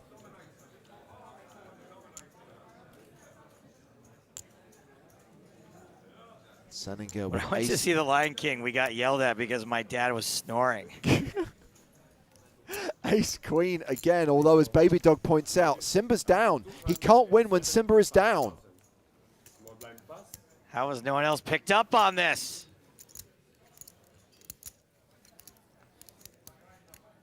A confused / concerned Peter Eastgate with Queen Deuce in the bag. Nah, he's just always trying to figure out where a bad smell's coming from. He's like, what is that? Okay, re-raises to 795k. Now Peter re-raised up to 795,000. It's a weird re-raising candidate, but against the button open from an aggressive player, you might take it down pre-flop sometimes this way.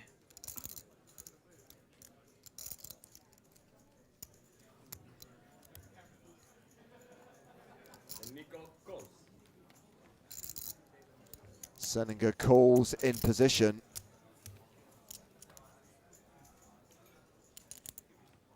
Flop comes Oh, and out flops Seninger, pairing his deuce. 8 of spades. How? Like, this is like one of the best flops possible.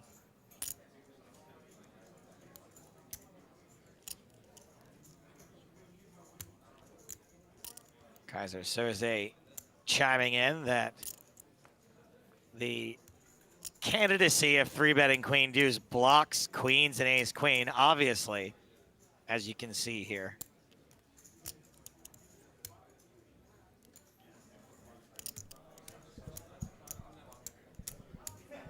Peter bets 835. Eastgate continuing for 835k.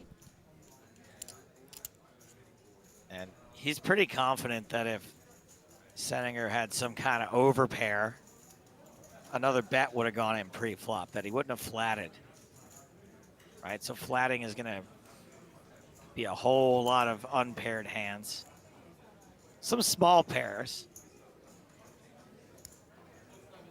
But tens, jacks, queens, kings, aces, all the hands that are going to be very troublesome here. Probably not what Seninger has. Seninger is getting real stubborn.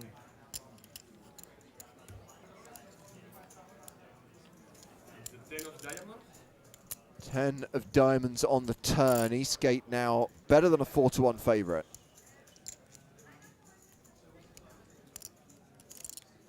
I don't know how you keep firing, though, if you're Eastgate.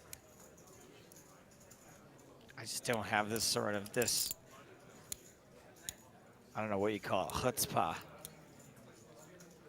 to bet again. I'm like, they just always have it. Like, he's not folding. 3-bet pre-flop. Bet big on the flop. They're not folding.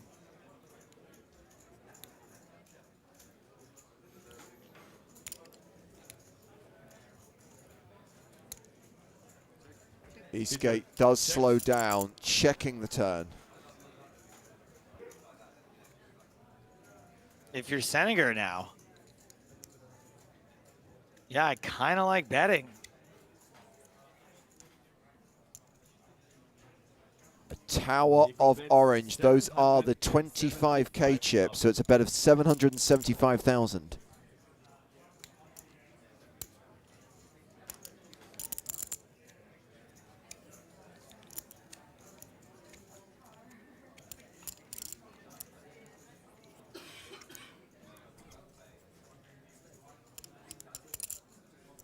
I kind of like betting here just for the reason of that maybe you don't get put in a bad spot on the river.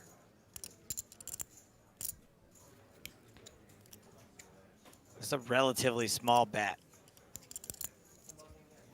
And I think it's going to accomplish what it needs to most of the time. This might be one of the few times where Eastgate just has a weird hand like a deuce here.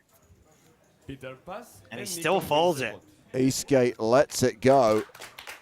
Seninger wins another huge pot.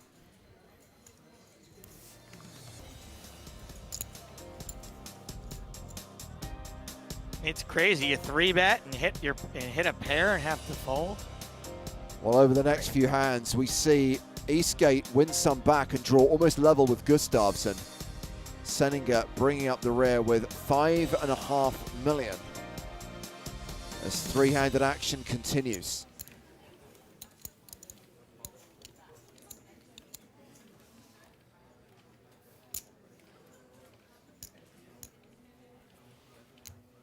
Pocket eights, snowmen's, num num.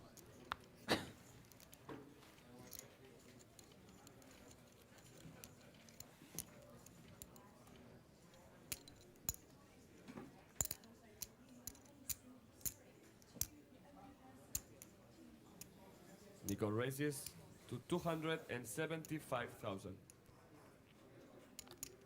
Raises to 275K. Gustafsson with Queen 10 in the small blind, asking how much Seninger has behind.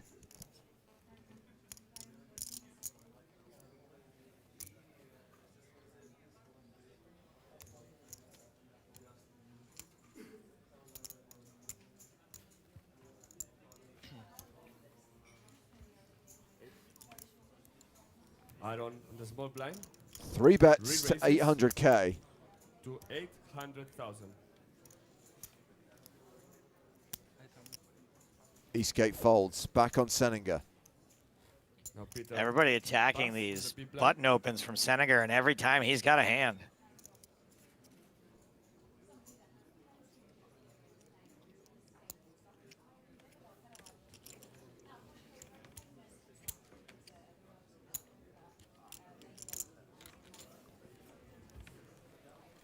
It's 525,000 to call for Nico. And Nico calls. Yeah, so we've got a big old bloated pot now. Queen 7-3 with 2 hearts. Aaron is first to act. Gustafsson with top pair.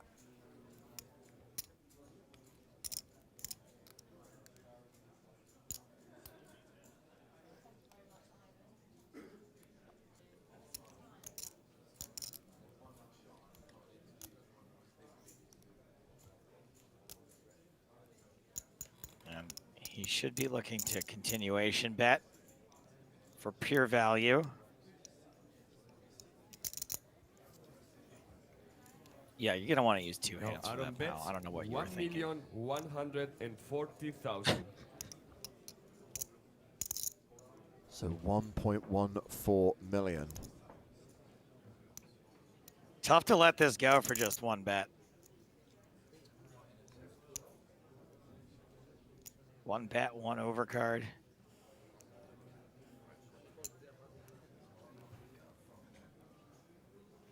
Oh boy. Seninger calls. James, how much of these final tables, I know they went quite late, how much of this was just dealers like stacking and breaking down chips? I know, right? So 9 of clubs on the turn, Senninger down to 5%, and Gustafsson shoves on him. It's all in to call.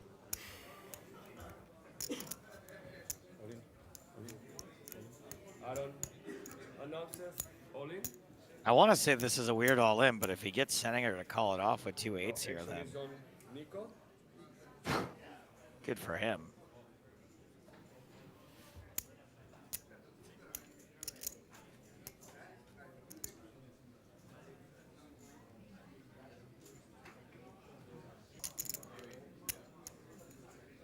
I can understand wanting to protect against some straight draws and flush draws.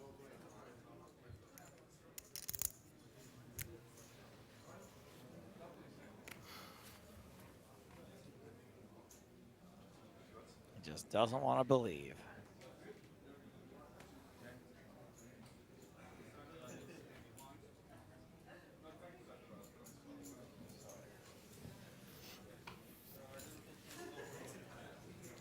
Oh. Oh, Senninger somehow. calls all in and is drawing to 2 outs. Unless there is an 8 on the river, he's going to be out in 3rd place. Holy shnikes. Against Aaron, 10 queens, so pair of queens. 5% chance of survival. See the river card? Doesn't hit. The Lion sleeps tonight. Nikolai Senninger out in 3rd place, £285,000. And we're going heads up. Aaron Gustafsson with the huge chip lead against the reigning World Series of Poker main event champion, Peter Eastgate. Just got trampled by a whole herd of wildebeest. Eastgate with 7.9 million. Gustafsson with 14 million.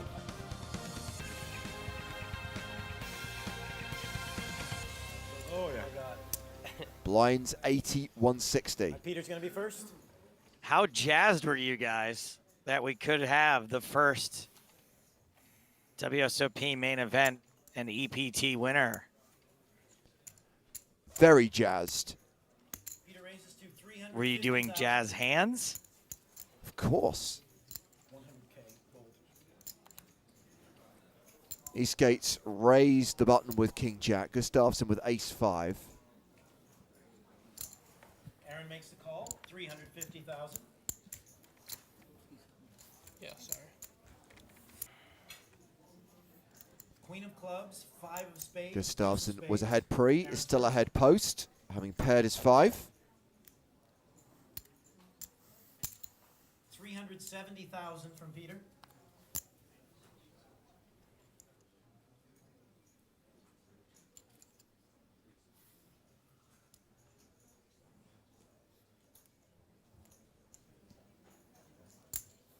Aaron makes the call. 370,000 each. Let's see the turn. King of clubs. Okay, Eastgate now with the advantage, having Okay. paired his king on the turn. From 0 to hero. I don't see any reason why you should slow down. Just to go back to your observation, Joe, about the amount of time it takes the dealer to stack chips. We're not going to cover it on this EPT Retro run, but at the final table of PCA 2011, where it was Galen Hall and Chris Oliver heads up, they actually calculated that they lost about 20 minutes every level from the dealer having to restack their chips, because every time they bet, they would just kind of do that crane motion and splash them. And call. Glad I wasn't there for that Let's see one. the river card. 5 of hearts. Oh my goodness. Check. This hand. I'll have a word, ref. This hand.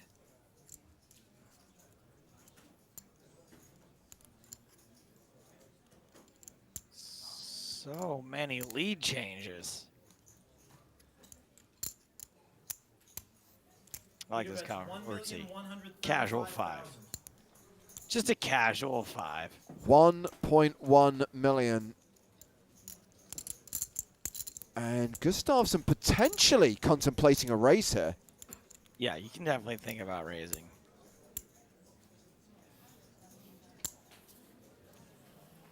raise from Aaron. 3.3 million. Typically, when he gets that second hand involved, he means business. 3,300,000 total.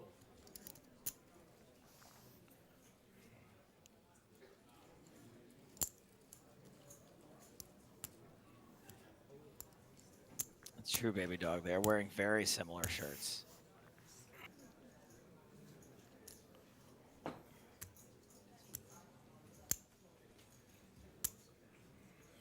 Peter. No!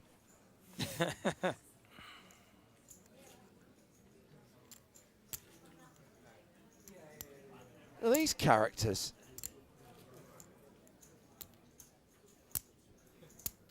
They all related? Jeff Crooker noting that all the draws missed.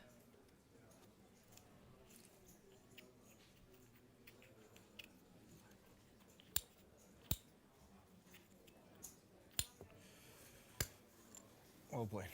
Eastgate Nice gets laid away out. from it.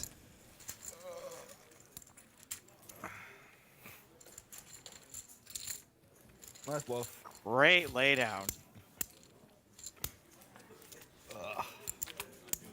Such a tough laydown, heads up. What do you have now?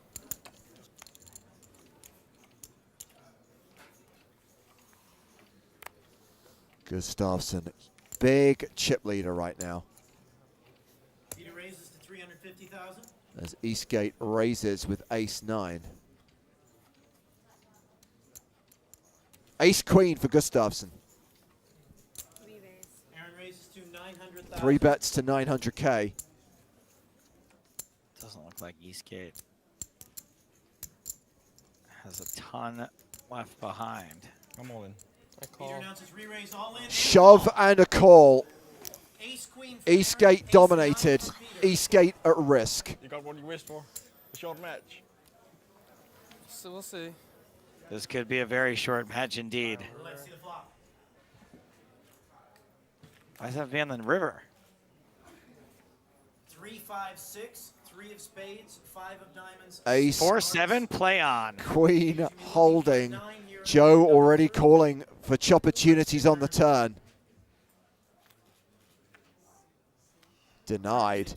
And Eastgate dead to a 9 on the river. Wow, it is going to have to be on the river. London champion. River card. The river card is a jack, and Aaron Gustafsson becomes an EPT champion, eliminating Peter Eastgate in second place. Eastgate cashing for £530,000. Aaron Gustafsson winning the title trophy and first prize of 850K. And they both disappeared shortly thereafter. Well, the interesting thing is, even though it was a second place finish for Eastgate rather than a win, clearly that was important to him because when you win the World Series of Poker main event, you shouldn't have anything to prove. But of course, you do, because people just think you got lucky. You're a one-hit wonder. Oh, well done, you binked an MTT. To continue to put up big results, as Peter did for the time he continued in poker, that in itself is an achievement. I would have no problem being a one-hit wonder. One hit would be really, really good for me, way above expectation. Well, I know you've said many times that we would never even see you again. We are not done with our coverage from EPT Season 6 London, because we've now got the high roller to focus on, which was played out the day after the main event, the final table of that event. The high roller debuted in London 2008. That inaugural event won by Jason Mercier. We had a high roller in the PCA at the start of 2009, which was won by Elke. And now we have a high roller back in London, a £20,000 buy-in event. And there were 75 runners, a prize pool of 1.5 million, with the top 8 getting paid. So everyone who made it to the final table was guaranteed at least 45 grand. That's where we're going to pick up the action. And Joe, did you say you were railing this final table, or at least were at the venue for this event? Yeah, not the final table. I was there. I think this was a multi-day event, possibly, and I was there for day one, and I just so happened to be watching Chris Moneymaker all in.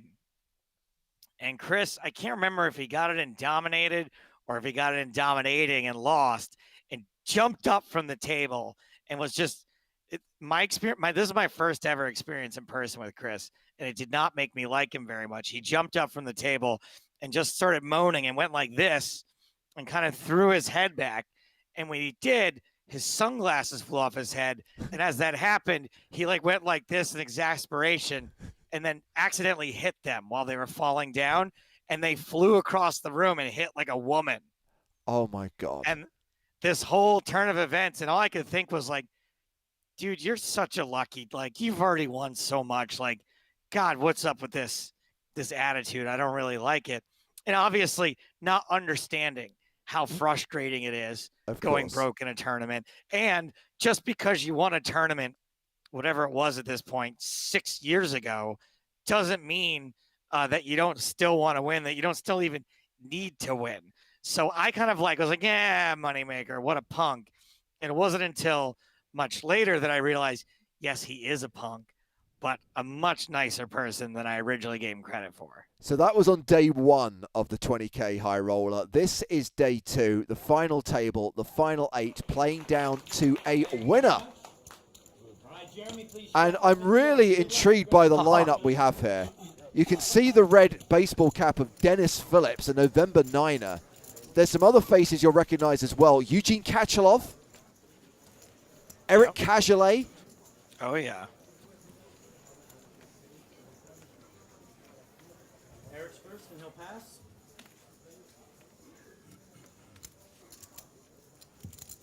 Matt Glantz. Poker at a glance with Matt Glantz. Hold it over to Matt. He'll pass. Dennis now.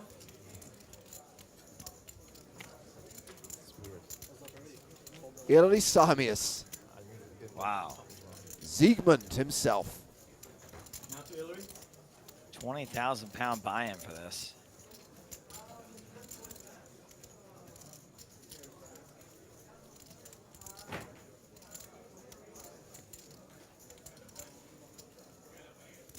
Ilari raises to 36,000. Raises to 36,000 with the 10-9. Leo Fernandez has the Snowmen's num-num in the small. How much you get?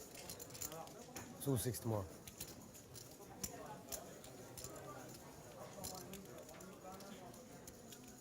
Here's a hashtag fun fact about Leo Fernandez. He tried to make out with one of my dates at a Poker Stars party.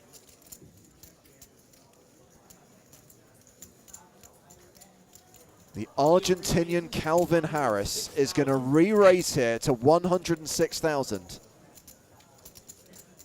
Who's this guy? That is Aldolfo Veza. Adolfo will pass, as will Ilari, and Leo takes the pot. Fernandez takes it down. Eugene's first, he'll pass.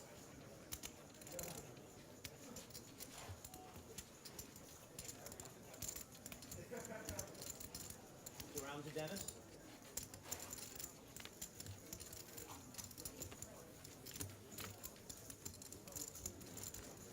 Round 2, Fernandez. He's on the button. And he's got ace-queen.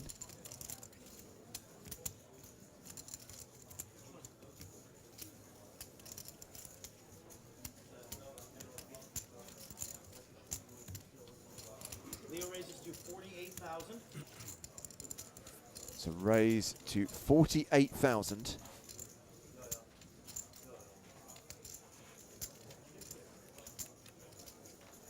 Veza folds the small blind. I'm trying to remember the last time we saw Eric Cagelet. Oh yes, Panama. He was in the swimming pool that day. Yes, he was.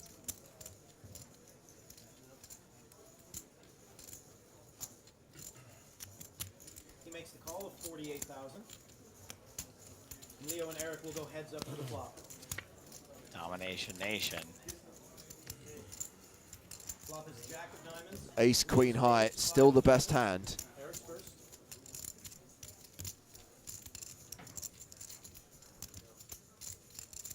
Eric should be checking to the razor. Eric. Well, looks like he's gonna donk lead. Huh. 120,000 is the bet from Eric. I do think a lot of times folks donk lead here. They're gonna have some small piece of this flop, but I don't think you can fold ace queen. All in, re-raise. Oh man. Those 10,000 the worst chips ever. So useless. Those 5 and 25s. Eric will Is he pass complaining and about how many chips there are? It's the very definition of first world problems.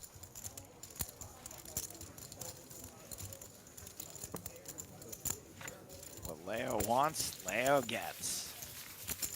Which was a fold in this case, and some chips, and possibly a high roller title. We'll have to see.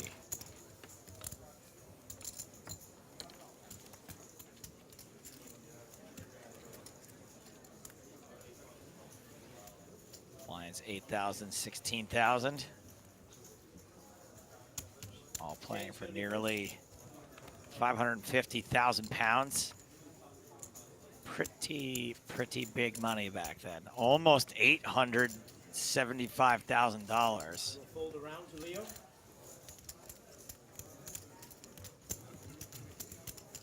Once again, Leo Fernandez.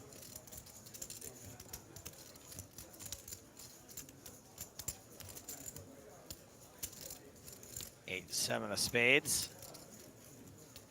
Looks like he's gonna come in for a raise. Leo raises to 47,000.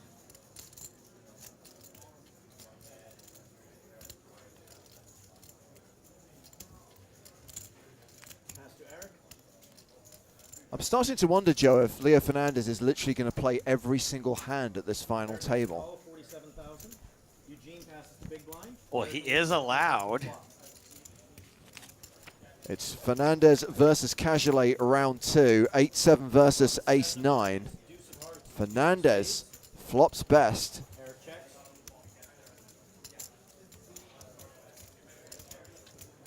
You can definitely be pretty confident in this being the best hand against the small blind calling range.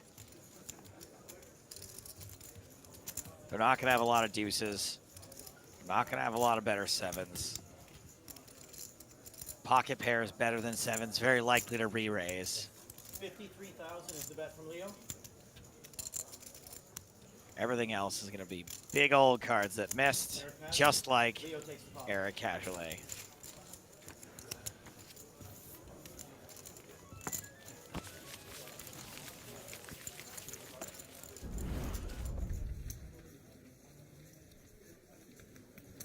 So we've literally seen every hand so far. This is the fourth hand of the final table. Well, this is a multi-part final table, right? Maybe we can see all the hands. Or at least the vast majority. Hopefully a minimal number of chip transitions, minimal number of badly cut VTs, and hopefully no schlugging. What an insult if you get schlugged in a two-parter. He can raise to 40,000.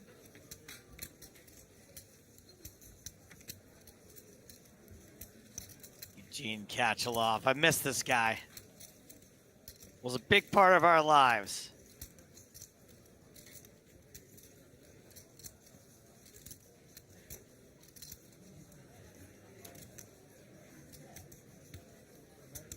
Eugene will make the call. Calls the 40K with Queen Jack in the small. Shane Rahill folds the big blind, heads up to the flop.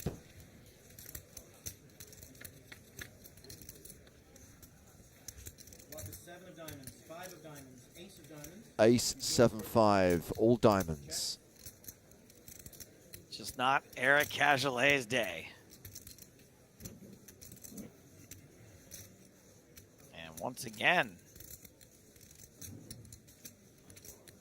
he's going to fire on a board with no pair, no draw. 60,000. Eugene will pass and Eric takes the pot. At least this time it's a continuation bet. I seem to remember some vague story about Vicky Corrin falling out with Eric Cajolet, getting in some spat with him at the tables. I gotta know what that is. Need to look it Who up. can do some research? What's that? There's enough people watching. Someone can find it, Yeah. I'm sure. We're sweating with Eric Cajolet here. We're going to play a hand from his perspective, and we've seen a raise from Matt Glantz to 42,000. I don't know how crazy I am about sweating with a guy who clearly skips leg day.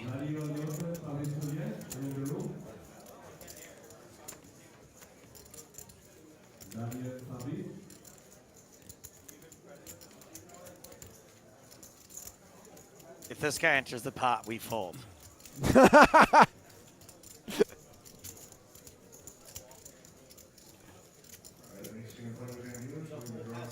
Okay, here we go. Queen Jack. Well, we saw it end with Queen Jack in the small blind last hand. You whiff and you have to fold. Now it's Queen Jack in the big blind. Everyone knows Queen Jack, worst hand in the world, but in the big blind, at least there's an excuse to call with it.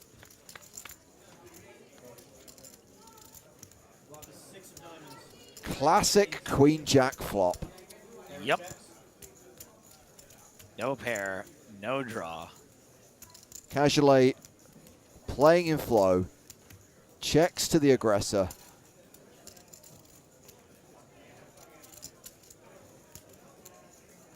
Matt Glantz continues for 61K. And Eric folds. Why is it? What? Was there a quota back in Season 6? We must have at least 2 sweat hands per event. I didn't even have a chance to say I think we should fold.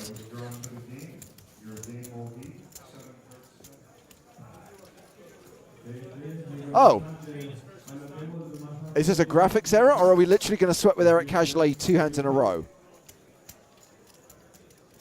Maybe one has something to do with the other. Maybe that was foreshadowing. Okay. I retract all of the criticism I just threw in the direction of the production. I mean, don't retract it yet. You may be re-retracting it. Unretracting it.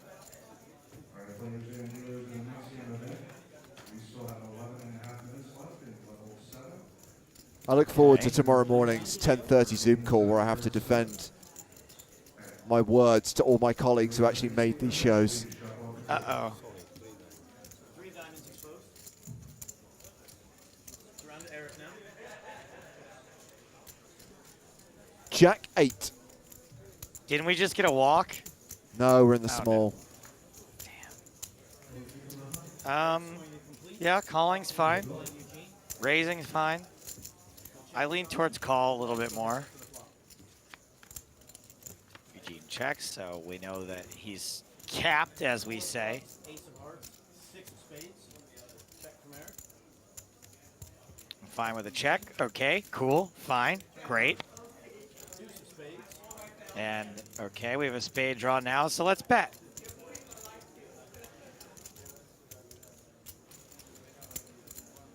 $22,000 from Eric.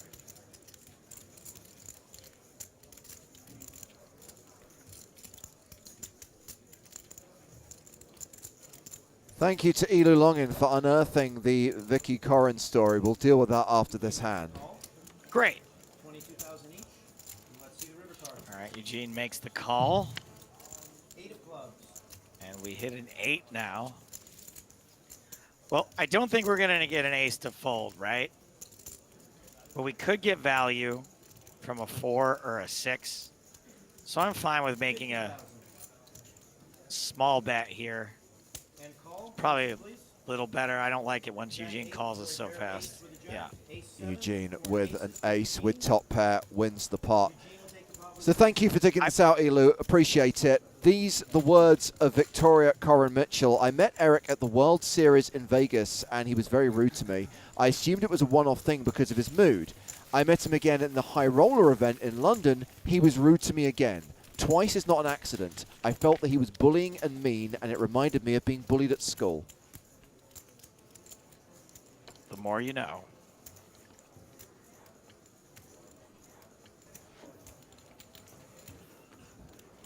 I mean, it's the first time I've ever heard of like a big, muscly, tough guy being mean to somebody. Blinds 8,000, 16,000. All 8 players at the final table still in contention for the first prize of more than £500,000.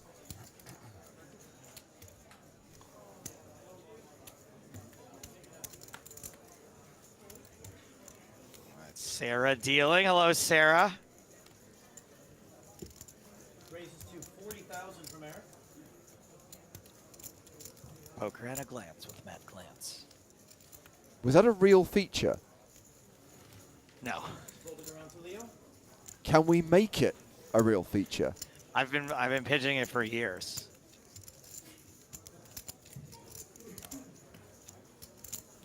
So Casualty's opened with ace-9. Leo Fernandez has deuces in the big blind.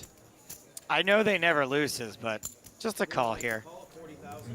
You're not a discount. You can set mine. No reason to get nuts.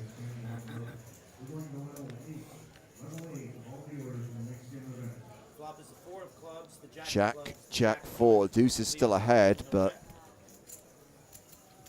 the danger of being counterfeited exists. 7 of clubs. Picks up the deuce high flush draw. And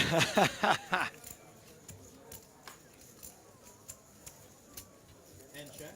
River card. Hey, perfectly happy to keep getting free cards, keep getting closer to showdown with deuces. Oh, Barry Greenstein makes a very unwelcome appearance. Check. Check fold. No big deal. 50,000 is the bet from Eric.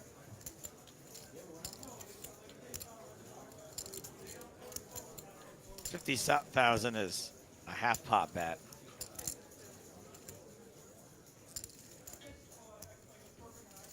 Cashley did raise pre-flop. He's got all the aces. Could be slow playing a jack against the big blind. He could be, since Leo has played it so passively, he could be betting a pair of 4s for all we know.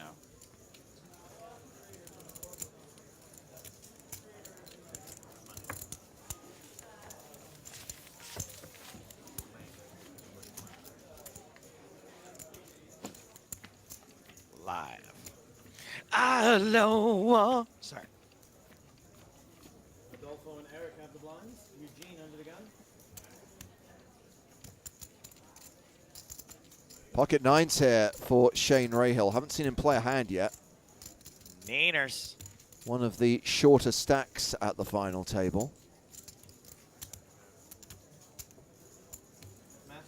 Rahill, more like Silent Hill. This guy hasn't made a peep. Raises to 37,000. 8-5 off. Matt Glantz folds. Haven't heard anything from Dennis Phillips yet.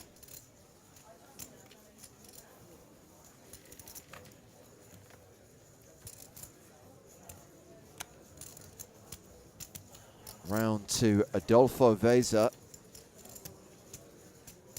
He's in the small blind. Oh. Wow. What? This is unexpected. Eric will pass. Back to Shane. This is his first foray.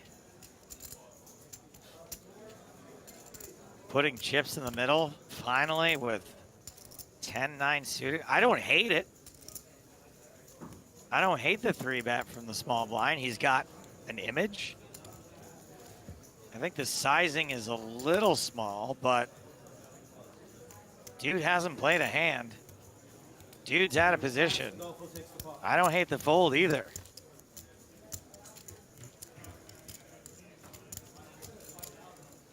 Go Adolfo. Blinds up. 10,000, 20,000. Eric Cagelet, the current chip leader, with 7 players remaining. We lost someone? 150. Huh? 150. 150. I think that's a mistake on the graphics. All 8 players are still in. Yeah. Shane, Dennis, Hillary, Leo, Adolfo, Eugene, Eric, Matt, all still in. I mean, well, Maybe it was a little preemptive. Maybe Dennis Phillips goes out here. Oh. Well, this is awkward.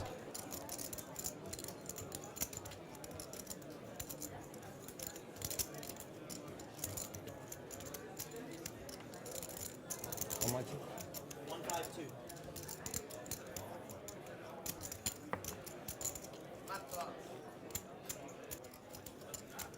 Leo makes the call of 152,000.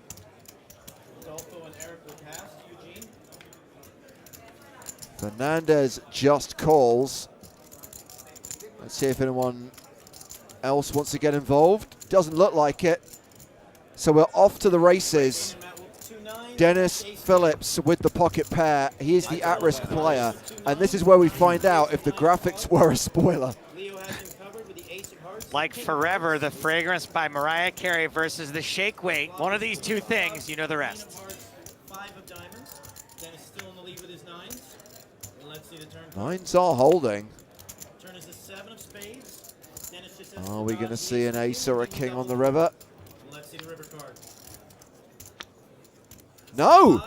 It's a double up for Dennis Phillips. You never know. You never know. Dennis double up with the Stars Nuts. Not all screw-ups are spoilers. You never know with this game.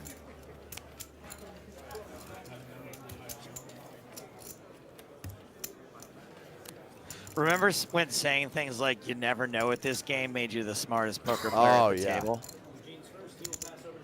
Okay, ace queen here for Shane Rahill. Opens to 45K. Poker at a glance with Matt Glance. Either make it happen, Joe, or stop saying it.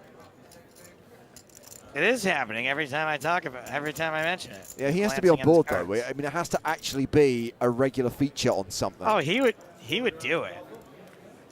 We just need a show to have it on. Raise. That's the hard part.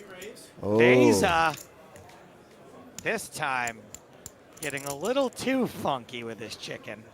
You say that, but I like the way he's picking his targets. Shortest stack at the table. Quite a tight image.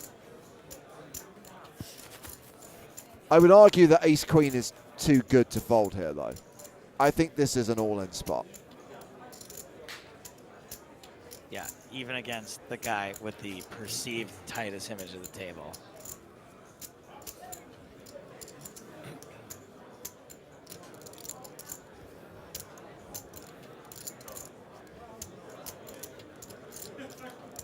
Oh, the sweaty upper lip, it's a giveaway in every movie ever. Wow, Rahill folds. Beza, you old son of a gun.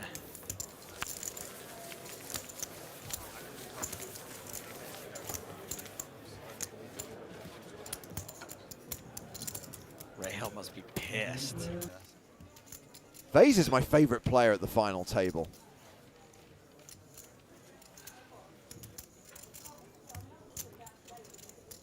Poker at a glance with Matt Glance. Pass over to Dennis.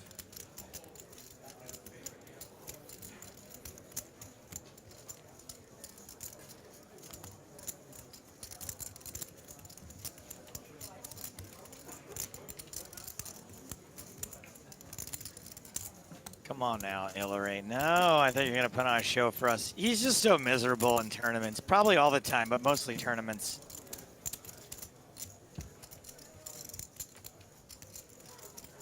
Pocket queens from Vesa. Raise. You do it.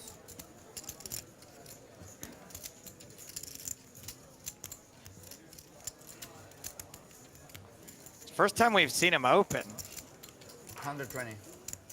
120? Yeah. 120 That is the raise. is a huge raise. Eric and Eugene pass over to Shane. The blind's a 10-20. Just a 6x. Oh, Take care boy. of my chips. This one, too strong to fold. Call.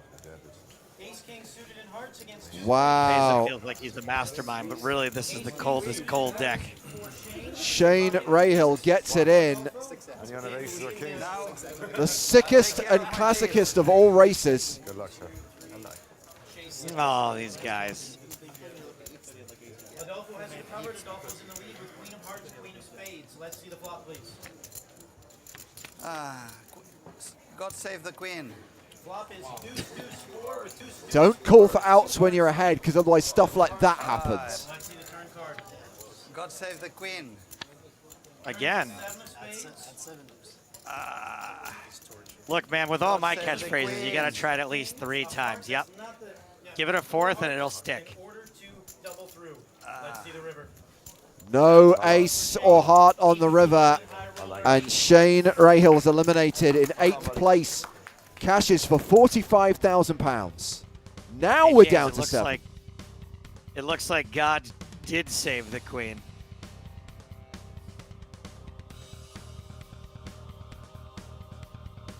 And that saw Vesa take the chip lead.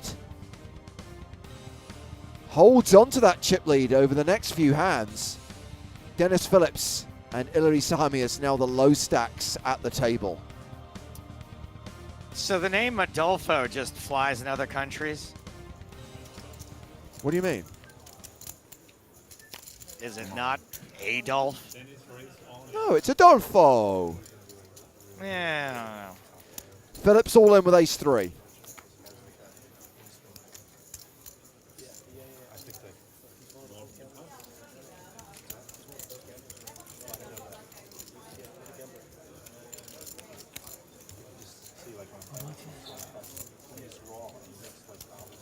Fernandez deciding whether to call the all-in.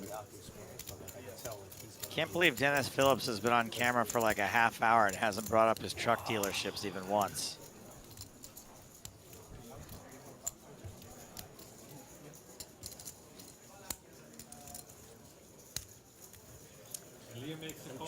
Oh, man. Calling all ins with Jack 10. Got a bare ace. That's it. Bare ace. It is almost 50-50. Another flip coin, my friend. One of us will have some chips. How's that? Ooh. Open-ended straight draw for Fernandez. Pair of 3s for Phillips. Now it's a 50-50. It's literally I was 50-50. being sarcastic. It's another tree. Well, true. It's an ace or a tree. It's another tree. There's a 5, no change. You have 3 for Dennis. Dennis does not want to see a 7, a 10. So much of the deck to fade. 7s, 10s, jacks, queens. Queen on the river, the straight for Fernandez. And Dennis Phillips out in 7th place. So he'll collect £60,000. And of course, a few weeks later, Dennis Phillips Have fun, guys. would go into the final table of the World Series of Poker main event. Oh, actually, no, Phillips was 08, wasn't he? Yeah, he'd already done his thing. Oh, 3rd place finisher in 08. Easy call. God save the queen. Very easy to blur them all together during that time. Oh, goodness, yes. Yeah, it was somewhere in there that I saw Moneymaker stand up and whack his sunglasses across the room.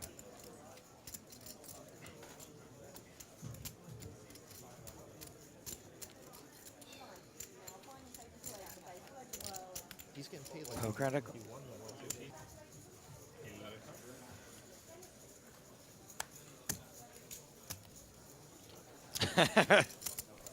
Faison just said, God save the queen again at the end of that hand. Lamau.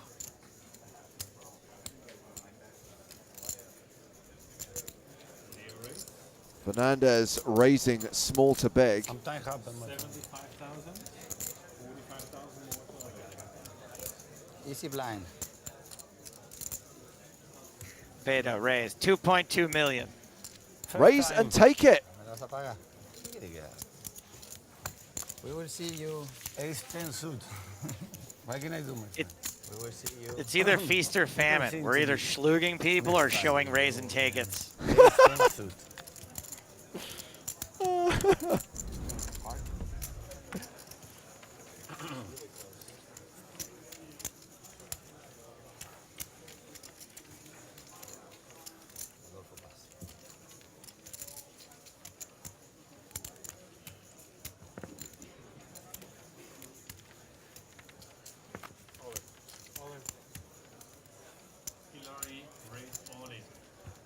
Samia's Don't shoving. Don't run ace-3 into Fernandez. Yeah, and this is not a flip. Fernandez, a 7-3 favorite. 146. We both had an 8. You had an ace. No, we had eights. Eights. Eights folded, and it's an ace-high flop, so it would seem that Samia's is pretty much home and dry. I take in the down. Unless I forgot my hand. No out, no out. 4. You have 8? 8, 8. Okay, no chance. There's a queen, Hillary doubles up. So that is the double up for Siegmund. A double up, but to not very much. 146. 146,000. I understand 8 8. I say why. 8 8.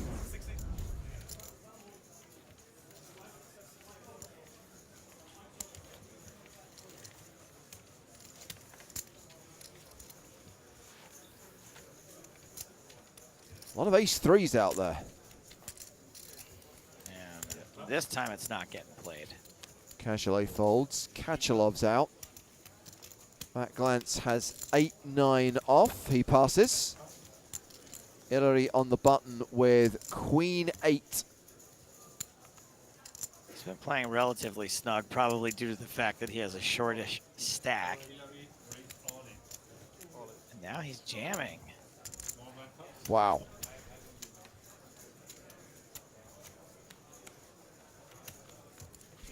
And the shove gets through. You take these.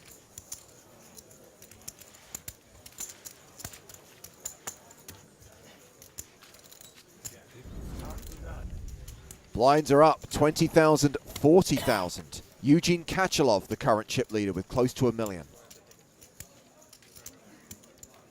Action. Unless there's been significant movement by Hillary that we somehow cut around, Yeah. we should be seeing more shoving from him. Yeah, I don't think too many hands have been removed here, so he's likely to still be around the 10 big blind mark. Deuce is here for Matt Glantz.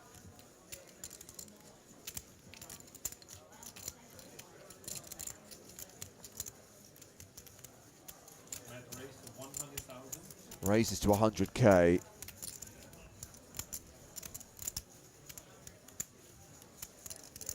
Samia's with 6-4 off. No. All in. Oh my goodness. Oh, he's in for 110. Okay. Yeah, so clearly he's bled a few. So this is pretty much calling all in. It's not enough to re-raise.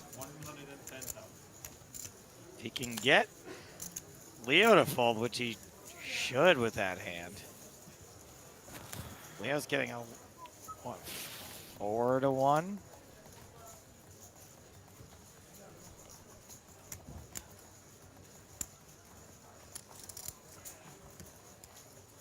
Even at 4-1, 8 tray feels bad, man. What? Fernandez reshoves, gets a fold from Glantz, and what do you make of this?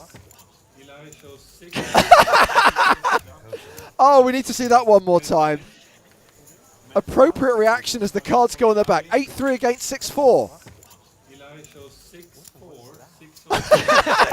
That needs to be a meme. Yes. What was that? You have to flip with me. Larry, you have to flip with me anyway. Is your friend?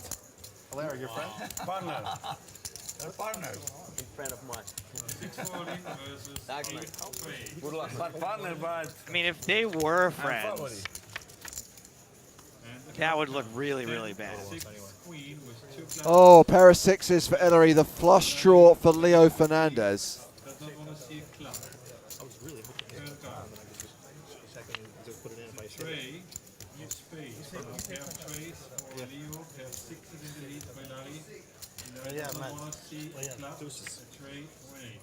So Matt's deuces were going to get cracked either way.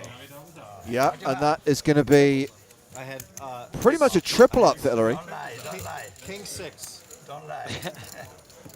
You beat me anyway. I got pocket pair lower than his hand. Nobody wants to die in this table. I know. It really narrows it down. Wish I knew that before. You fold so many times to him. At tens. At tens. I think he's friends with Larry or something. That's the only way I can explain it.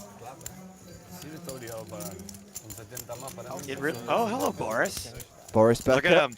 at this point He in loves time, it. associated with PokerStars before the other 5 gaming sites he'd go on to represent.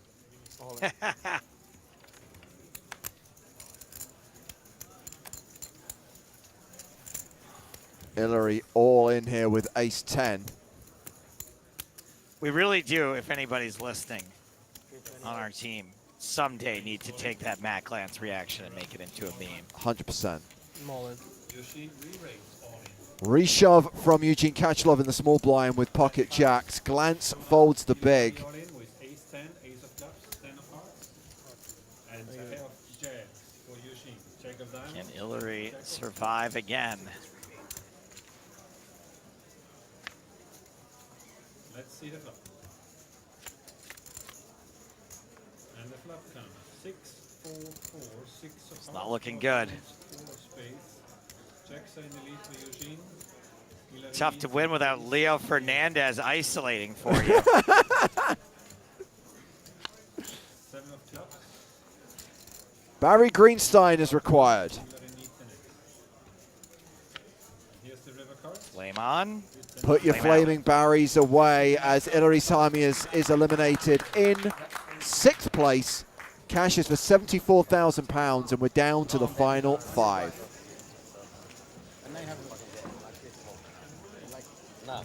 Now you got to be bankers. Good game. Yeah, very good. Gene Kachelov, the quiet storm. And Kachelov is still chip leader with 1.2 million ahead of Adolfo Veza, Eric Cajulet, Leo Fernandez and Matt Glantz, who is currently the shortest stack with 5 players remaining at the final table of the £20,000 buy-in EPT High Roller in London. I've just realized, Joe, there is one piece of unfinished business from yesterday. You asked me a question about the TV shows, because I mentioned that when it came to Kiev, Barcelona and London, the first 3 events from season 6, that we recorded the commentary for all those shows in one single session in late 2009, either late November or early December, and it was Daniel When Negreanu. you say one single session, you mean like a week, right? You don't mean Yeah, one absolutely. day. But basically, Daniel Negreanu came to London, and over the course of a week, we voiced the shows. And instead of going out on the last night, we made the mistake of going out on the penultimate night. So we had to come back the next day, and the final 2 shows we needed to voice are the shows that you and I are watching now. It was the 2 high roller shows.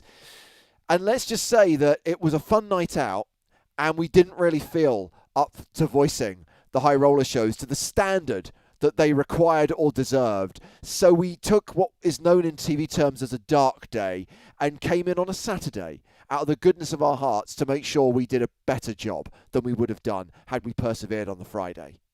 Did you guys come to this determination, like you come into the office and like, this is terrible, let's just knock off for the day? Or did you like the night before as everyone's getting... We both came in and we were sat down in front of the mics ready to go, and you just have that kind of, oh, I can't do this. I mean, like, if you had to, you'd struggle through, but you just know that it's just not going to be good. So can we please come back tomorrow and do it on a Saturday? Everyone okay to work Saturday? Yes? Yep. We're coming back on Saturday. Of all the irresponsible things I've ever done in my life, that is not one of them. Okay, fine. Well, I've got one on you then. Let's carry on playing down to a winner in this high roller event. We've got the stats on our screen. Blinds 2040. 5 players remaining. Average stack of 750,000. Kachelov, the chip leader with 1.3 million. And most importantly, it is 4:35 in the afternoon, London time. By the way, James, your mistake was not staying drunk. Oh, yeah, because that would have worked.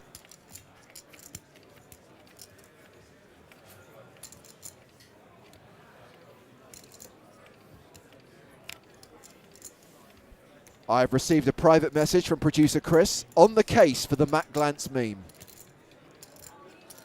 Awesome. Thank you, Chris. Poker at a glance with Matt Glantz. By the way, I'm loving the two-part episode. Yeah, we did that with the high roller the previous year and also the high roller from the PCA as well. I think it's a much better cross-section of hands and dynamics, and like I can't imagine, other than the one raise and take it, which still I find kind of interesting. I don't know what I would have cut out of that show. Like, I like everything that we saw. Oh, it's not live hard, James. It's live hard.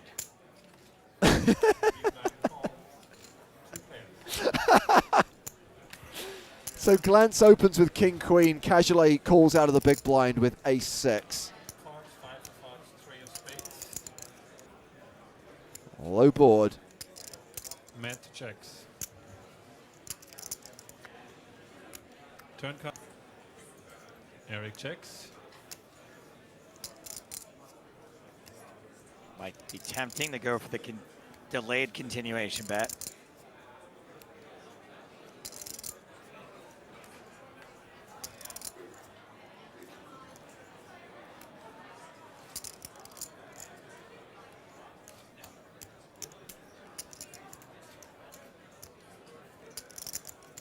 Matt bets 100,000.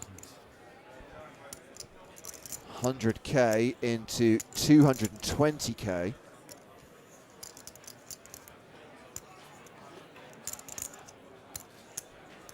I don't know. And Eric Oh. pass, Matt takes the pot.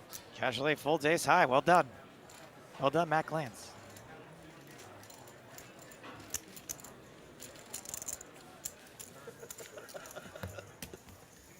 Wow. I see Jesus. We've found Jesus. Finally.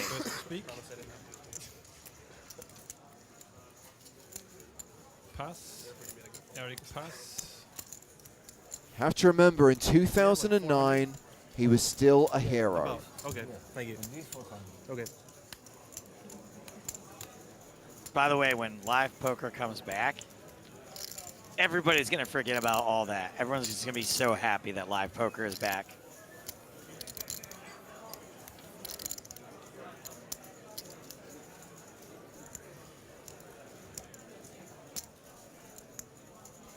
That's right, Pajama Lord. Ludovic Lakai was also at that table in one of the side events, playing inside the Hilton London Metropole. This event held under the license of the Grosvenor Victoria Casino, both venues on Edgware Road.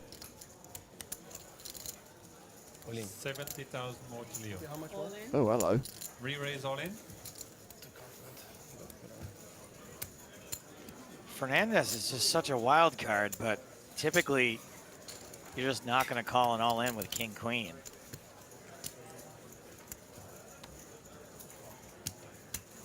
But we've seen Fernandez call it off with Jack 10, shove, reshove with 8-3. Makes the call. Leo all in. His all in hand is Queen 10 of clubs. And Beautiful. he chose King Queen. Domination Nation, and the dominated player is the at-risk player. And let's see the flop.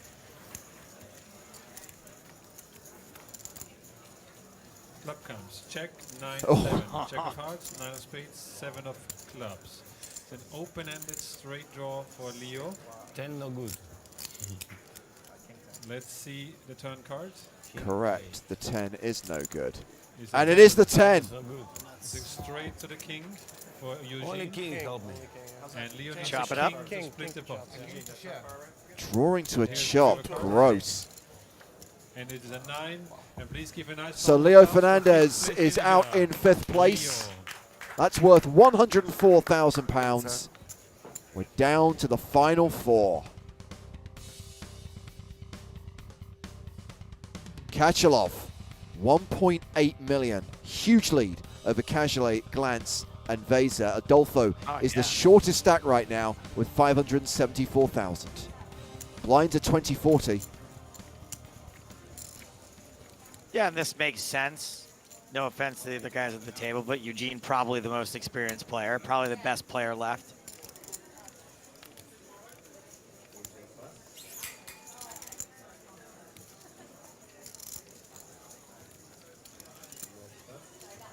My stone. Well, he is a bit of a rock. Ace-6 of clubs. Raise. 80. All right, just a 4X this time. Oh, no, wait, it's a 2X, excuse me. And Cajolet calls with Queen 9. Where did he pull that stone out of? Oh, trip 9s for Cajolet. Vesa firing. He's not even really looking at the board.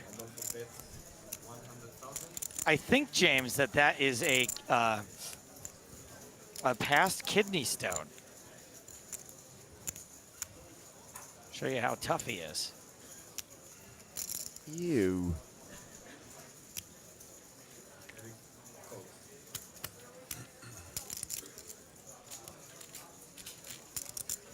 Cajolet casually calls. We go to the turn, which is a club. Oh! It's a double paired board, dude. You're getting a little bit loosey-goosey with your flush draw there. No, he had 10s and 9s with an ace. That was a value shove. Yeah. Actually, a 10 is split. Again, we have a player who's drawing dead to a chop. With a 10 we chop. Yeah, I'd finish my drink too. I didn't like it too much. No, really?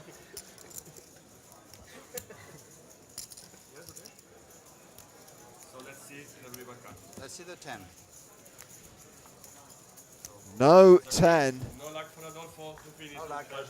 And Adolfo Vesa is out in fourth. Laddered up though. Cashed out for 141k. Really? Hey, Thank you very much. the good news is he touched our hearts. And it's stone.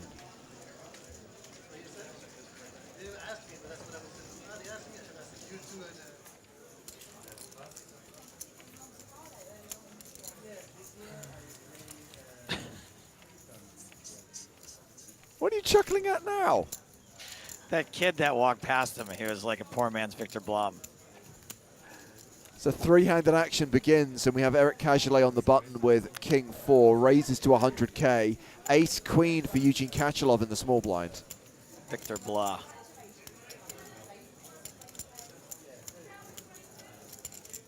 Cajolet. Kachalov. What a fine spot for a re-raise. What a delicious re-raising hand. Ace Queen suited. You're almost happy to be out of position so you can re-raise with it.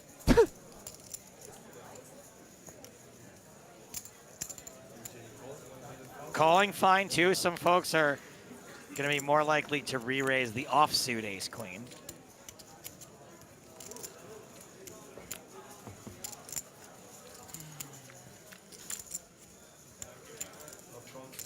Nine, 9, 7. Ace high still good.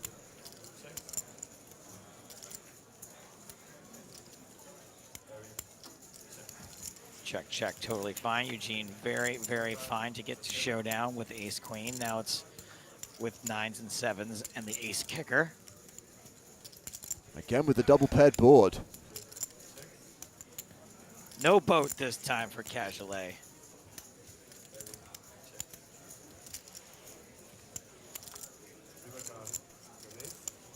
Greenstein. Free pair. Gives Kachalov, indeed, all of the pairs.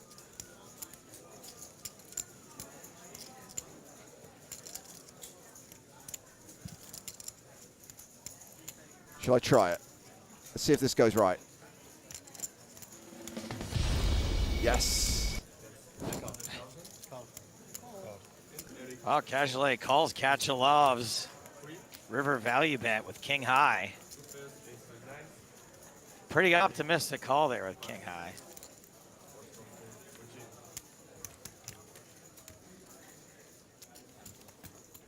I guess that's the board, technically, right? So Kachalov 9. still with all the chips, and here we're going to sweat with Eric Cagelet, who I believe is in the big blind.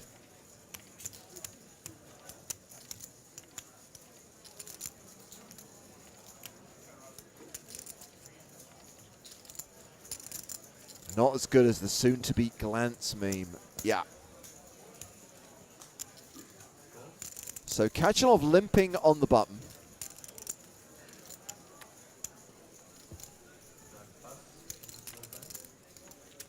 For deuce of clubs. Cagelet is going to see a free flop.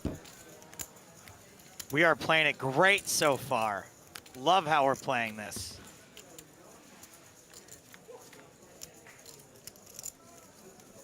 Ha! Are you happy with the flop, Joe? I am reasonably happy with the flop.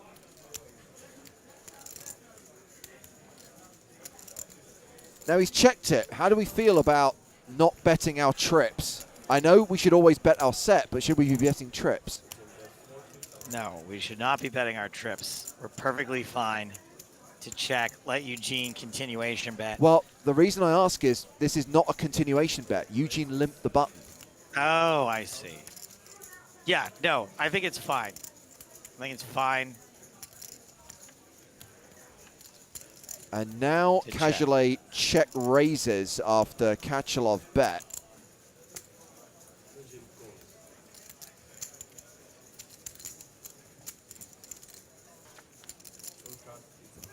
Ugh. Ugh. Yeah, it's getting straightier and flushier out there. In fact, straighty flushy paired board alert. Yeah, don't love this card, especially with Eugene calling the raise. I don't know how many aces Eugene is limping on the button. Yeah. It just doesn't seem like a hand he'd limp the button, so I don't really know what he can be calling with when we raise the flop, other than a flush draw.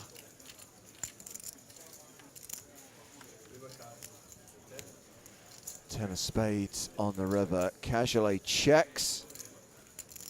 And if we don't see a check behind here, I think we're in big trouble. I don't think... Yeah, okay, we're probably winning. Kachalov with king high.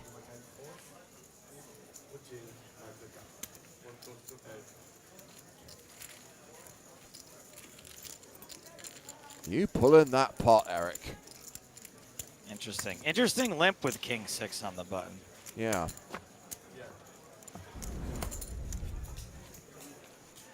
$25,000, 50,000 blinds with a 5K ante.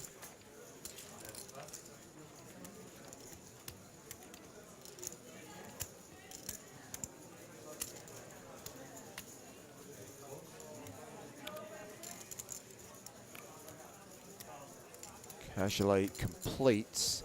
Kachalov checks his option. Has his opponent dominated right now. There's like some point of their bloodline where Cagelet and Kachalov are like the same last name. Okay, it's all diamonds, and Eugene has the bigger diamond.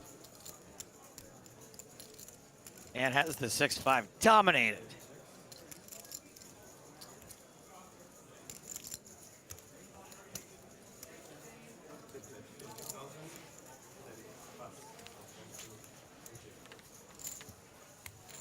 And it's over. 10. 170. Still, like the two-part episode, think there's value in seeing hands like that. You know, there's not a ton of value. No offense, Poker TV. There's not a ton of value in seeing a bunch of all-ins and a bunch of flips.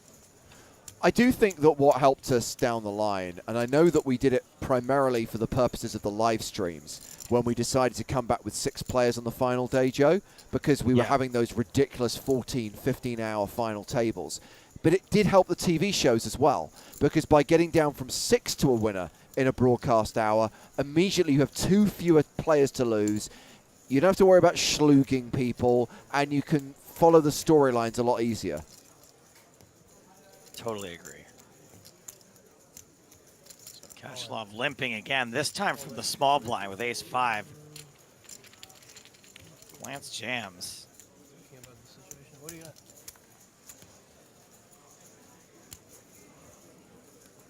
13 big blinds. About 6. About 6? About a third of Eugene stacked a call.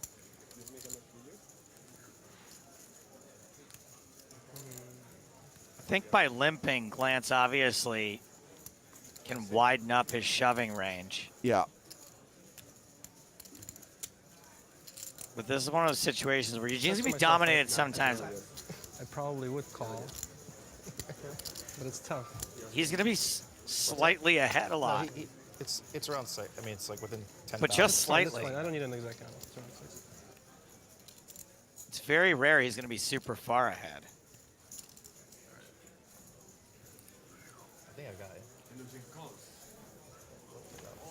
It doesn't mean to be a slow roll. No, you have to call. You know I don't mean to be a No, slow it's roll. like if you raise it going in anyway, it doesn't matter. Yeah, yeah. I just felt better about something like that. I don't know. Kashlov does make the call. Glance at risk. But has paired his 9. So much emotion from both players. Let's see the 2 card. 2 pair now. Cool. That does not matter. Yeah, Kashlov can still catch an It's ace. more evil. It'll be more evil now. That's true. It's gonna hurt a lot more now if Greenstein pokes his devil head out. No Greenstein, and that's the double up for Matt Glance. This is, how much is this? It's gonna make Eugene and Matt even. 5. Yeah, This is 75, right? Eugene Okay. starting to look a little bit sad. Had that really dominant chip lead. Almost seemed destined to bulldoze the other 2 out of the way. I guess I probably shouldn't have taken. I shouldn't have taken. You're calling me, right? I might just move in with the jack. I don't know. You were never falling. You're just thinking about it. I understand. Yeah. Who do we see? Anybody? Anybody? Anybody? Anybody? God damn this SD. Didn't seem right. I just knew I couldn't have any crush. That's true. Unlikely. Yes. Can you believe that we put up with TV that looked like this We didn't as know. long as we did? I didn't know that this wasn't super clear. Yes, ace is good. Fine. Yes, indeed. Happy.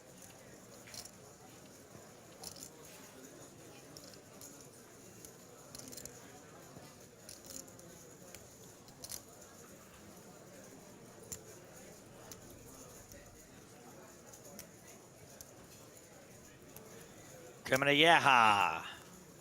It's cute.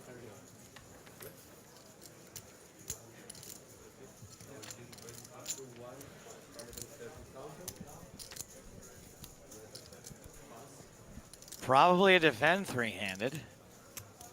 Yeah.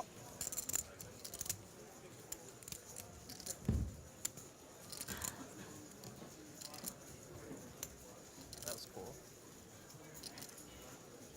I mean, it's just blind versus blind has to win, but I was a small dog, like 45% or something. Yeah. So Casually makes an ill-timed 3-bet. I was actually hoping called. I thought he had a worse king or like a jack. Oh, this is so delicious. No, he has to call that. I mean, he shouldn't put that one. He should call that. Right. 330,000. Yes. We're all even in chips now. We're ready. Yeah. He wasn't rooting for that because he has big feet. I don't know how you resist the temptation to put another bet in. He does not resist. He's all in. And we're about to see a casual laydown. Good news. Casual laydown.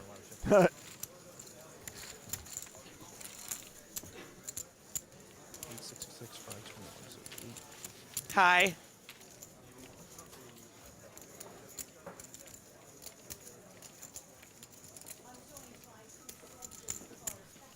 With some of these cutaways to the rail, I'm so tempted to do a partridge. Don't know who that is. There's been many times over the years I've tried to say, that guy knows what I'm talking about. And the producers of our show, namely our boss, is like, nope. We're going to find out who that person is. I love the way Matt Glantz has posted his big blind, by the way. He has his fun. 8 deuce versus Jack 4. And it's 10-8-8 trips for Kachalov.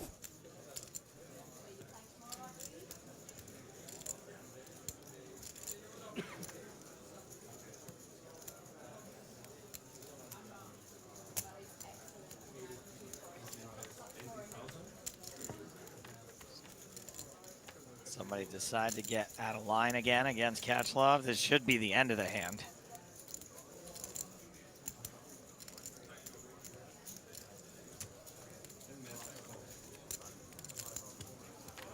No, Glantz calls with an overcard. Interesting. Okay, Kachalov now with a full house. Glantz drawing to a chop.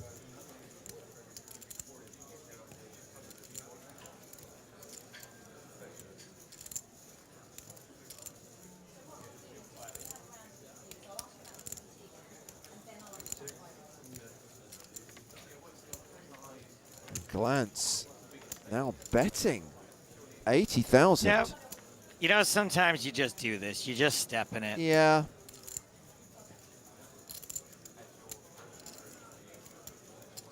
You know the odds of your opponent having hit this board are very slim. And just every once in a while, totally step in it.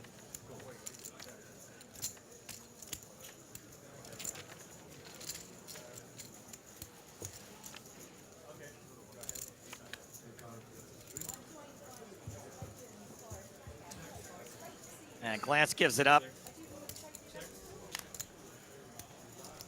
So Kachalov gets some of those chips back from Glantz.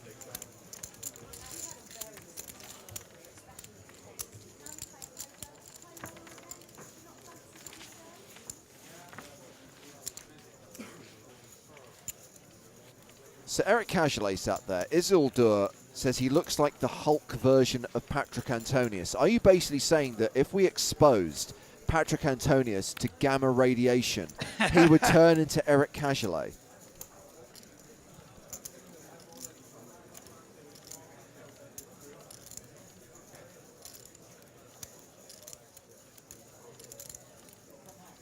This gamma radiation calls it Quebecois accent. Actually, that would explain that accent.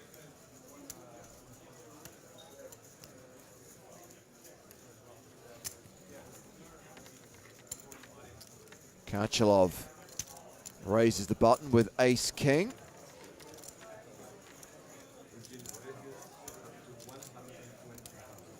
Lancy. Oh boy. He's got the snowmans. Num num.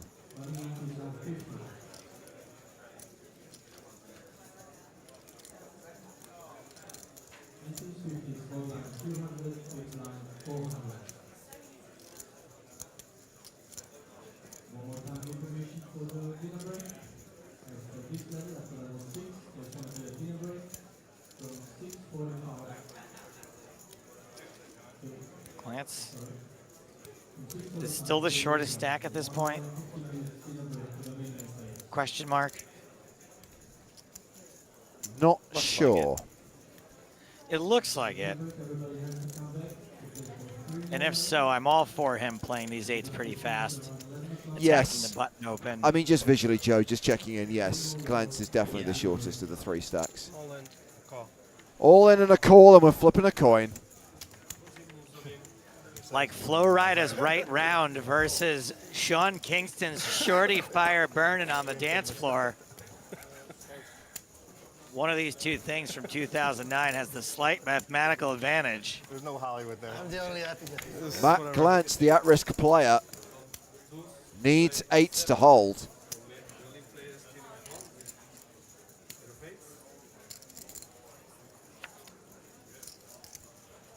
I think they're holding. Just has to fade an ace or a king on the river.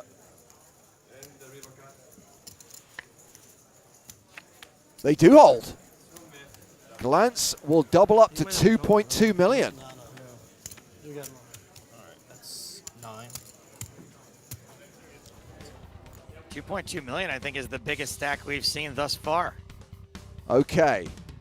And we can see that it's Kachalov who's now the low man. Gets a little bit back over the next few hands. Or is he? Glance with 2 million. Cajolet with 1.15 million. Kachalov with 580,000. That was a tease. The song barely even got going. They haven't transponded it yet. You're not what wired you in. have, yeah. So I need to know. Oh, I'm not sure in the right spot. That's Ace 3 again? I'm all in. Kachalov shoves. Just put the 120 in. Yeah.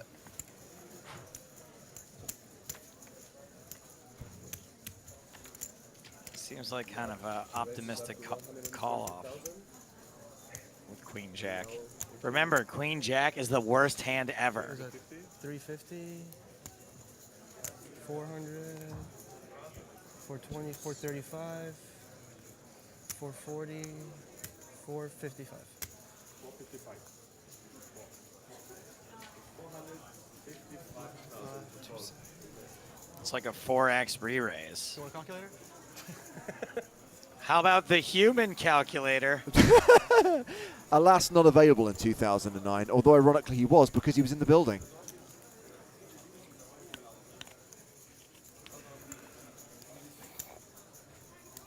I was definitely probably just laying in my hotel room afraid of a foreign country.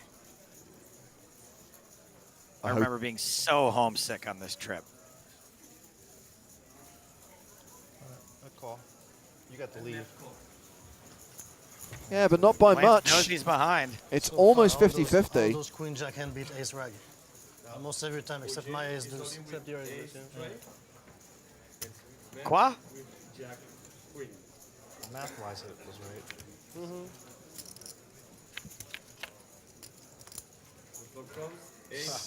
Ace, ace, 10.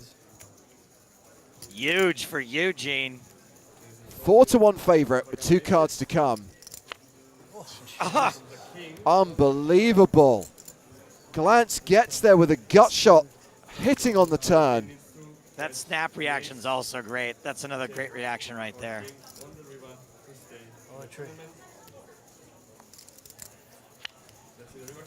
No full house for Eugene, and Kachalov is out in 3rd place. £193,000. And Matt Glance is going to go heads up against Eric Cajolet. Gene Kachalov just handles it so well.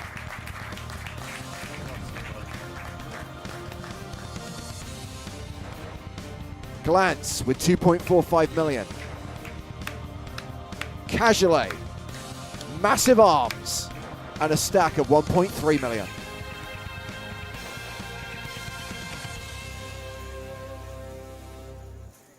Blind still 25-50.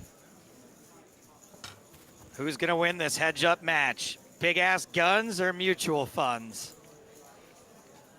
Difference in prize money, by the way, 326K for the runner-up, 542K for the winner. No big deal. By the way, this is, no offense, back when pounds really meant something. Does any currency mean anything these days? It's pretty bad all around, isn't it? I told you, James, in the future, the only currency that's going to matter is Taco Bell sauce packets. And I've got a drawer full of them. So Glance has opened with ace-8. Cajolet's got ace-queen, and that's a re-raise. Pretty soon that Twitch meme about the prize being 2 pieces of gum will actually be a huge prize. All in and a call. And Cajolet set for a double up here unless Glance gets lucky. Yeah, this is just crazy town. I like that plot.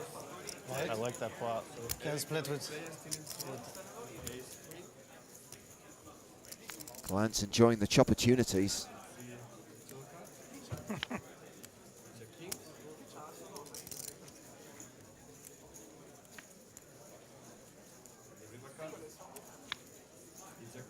Queen on the river means Casually gets the full double up.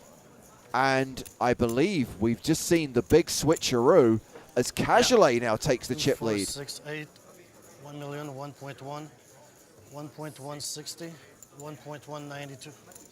Yep, Eric's going to have pretty much a 2-to-1 advantage as the blinds go to 30-60.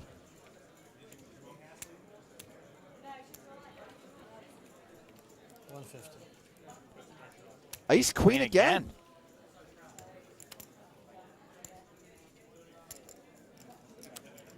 Queen 10 for Oh, Glance. dominated again.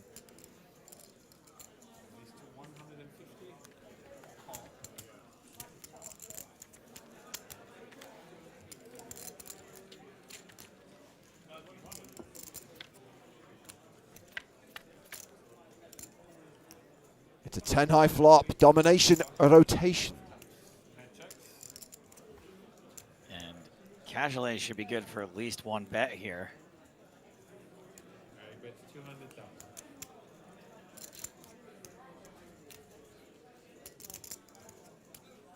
A bet of 200,000.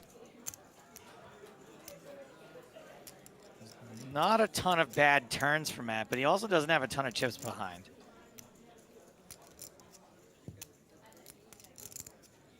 He may opt to just go all in. He doesn't go all in. He raises. He gives the min raise. Huh. And gets a fold from Casually.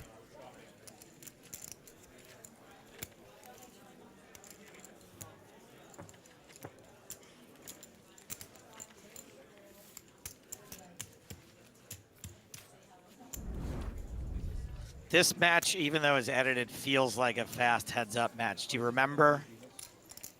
Like, it seems like they're relatively... I don't. I was going to say, I actually remember this event from the TV commentary, but I have very little recollection of the live stream. What the heck is happening? Glance limps with ace deuce, Casually with ace queen in the big. Man, I don't imagine he's limping to fold. Limps the ace deuce. Are you limping to re-raise?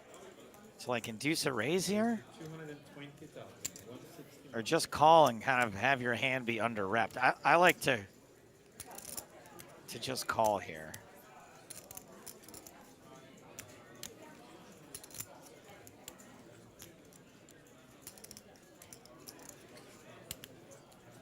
James, when you guys finished this commentary on Saturday, did you then go out again? We went Saturday out night? for a very civilized lunch to a Chinese restaurant which had a good range of vegan options for Mr. Negrani. Aha. Wow, Glance just folds. Yeah. Show that hand. You won't believe. Wait, give me that hand back. I'm serious. I'm showing Tell me, someone. I believe you. Okay. Nice. Surprised they didn't superimpose the words EPT over his tattoo. Sick. Let's get a free advertisement for EPT Live. Was it called EPT Live yet? From the very beginning. Bad feeling was right. As I said, when it started, that was the website, eptlive.com, preceded PokerStars TV. I don't think I ever folded ace heads up before. For no bet, for no raise, one raise. That's crazy, man. Well done. King Queen continues to pick up big hands. And this hand is trash compared to Ace Queen. Glance folds.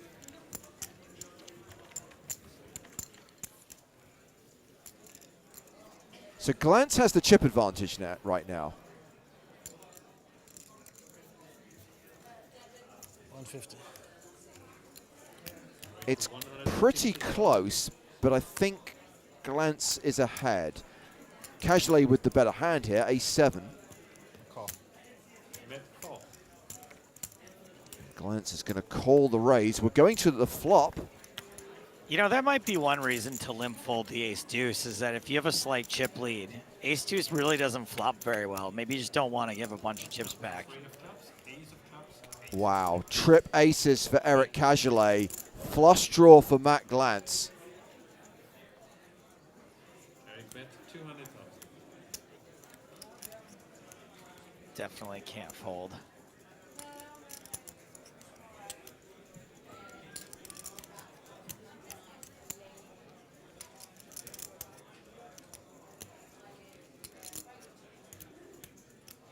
Your pairs might be live. Your clubs are very likely to be live.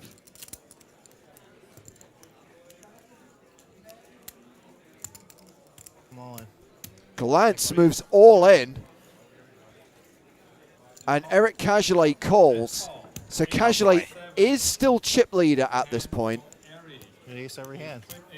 And Cajolet's on the verge of winning the London High Roller. Matt is the all-in player. He's on a flush draw. He needs a club. The board should not pair. Turn card It's a jack. is the Jack of Diamonds. No help. Not the card he Cajolet, needed. a 4-1 favorite to win the trophy and that first prize of 542 grand. But it's a club on the river. It's the flush for Glantz. Oh, he is the last guy I want to suck out on. And that means we see the big switcheroo again. 1,090,000. 2,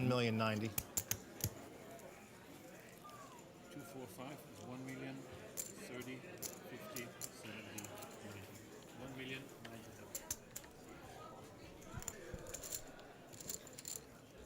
1,090,000. You can tell he I wants just to call laugh. if Father goes on the turn anyway. Jack comes.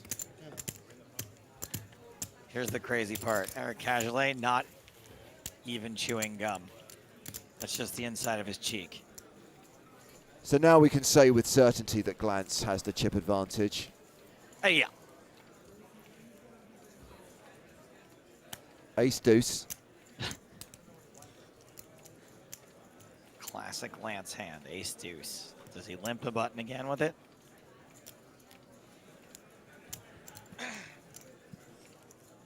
$150,000. No. Raise to 150,000. Oh boy, the worst hand ever. I'm all in. I call. All in and a call. And call. Ace deuce. I've seen this matchup Ace before. deuce, the hand for Matt. It's ace of diamonds, deuce of clubs. We've seen a lot of ace deuce, ace tray up against Jack of spades. live paint. Practically a race. Club comes 5, queen. And it's a queen high flop. Cajolet, Pair. It's a pair of queen. big favorite to get the double up. Turn cards. Ace on the turn. And now Matt Glantz, nearly a 9-1 favorite Eric needs to win this. a queen or a check for a second pair. If not, we have a decision. And here comes the river card.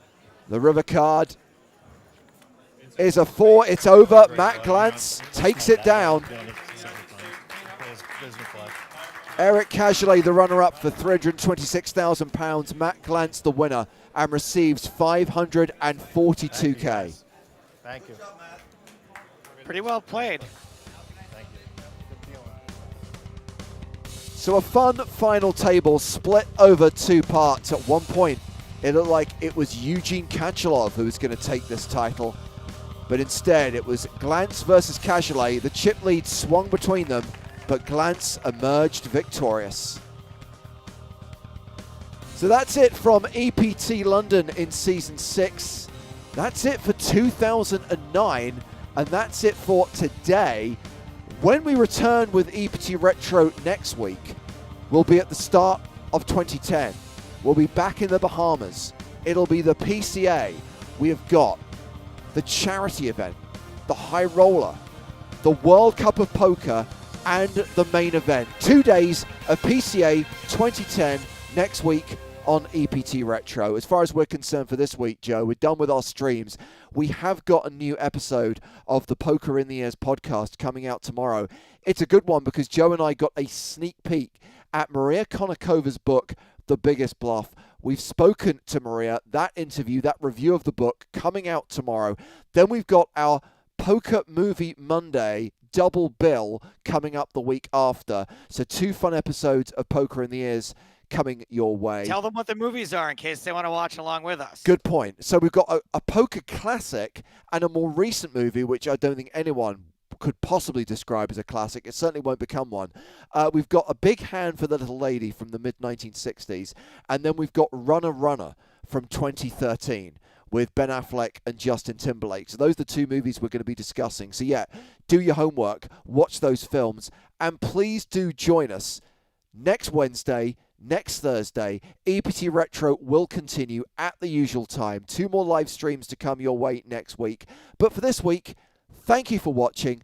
From Joe Stapleton and me, James Hartigan, it's goodbye.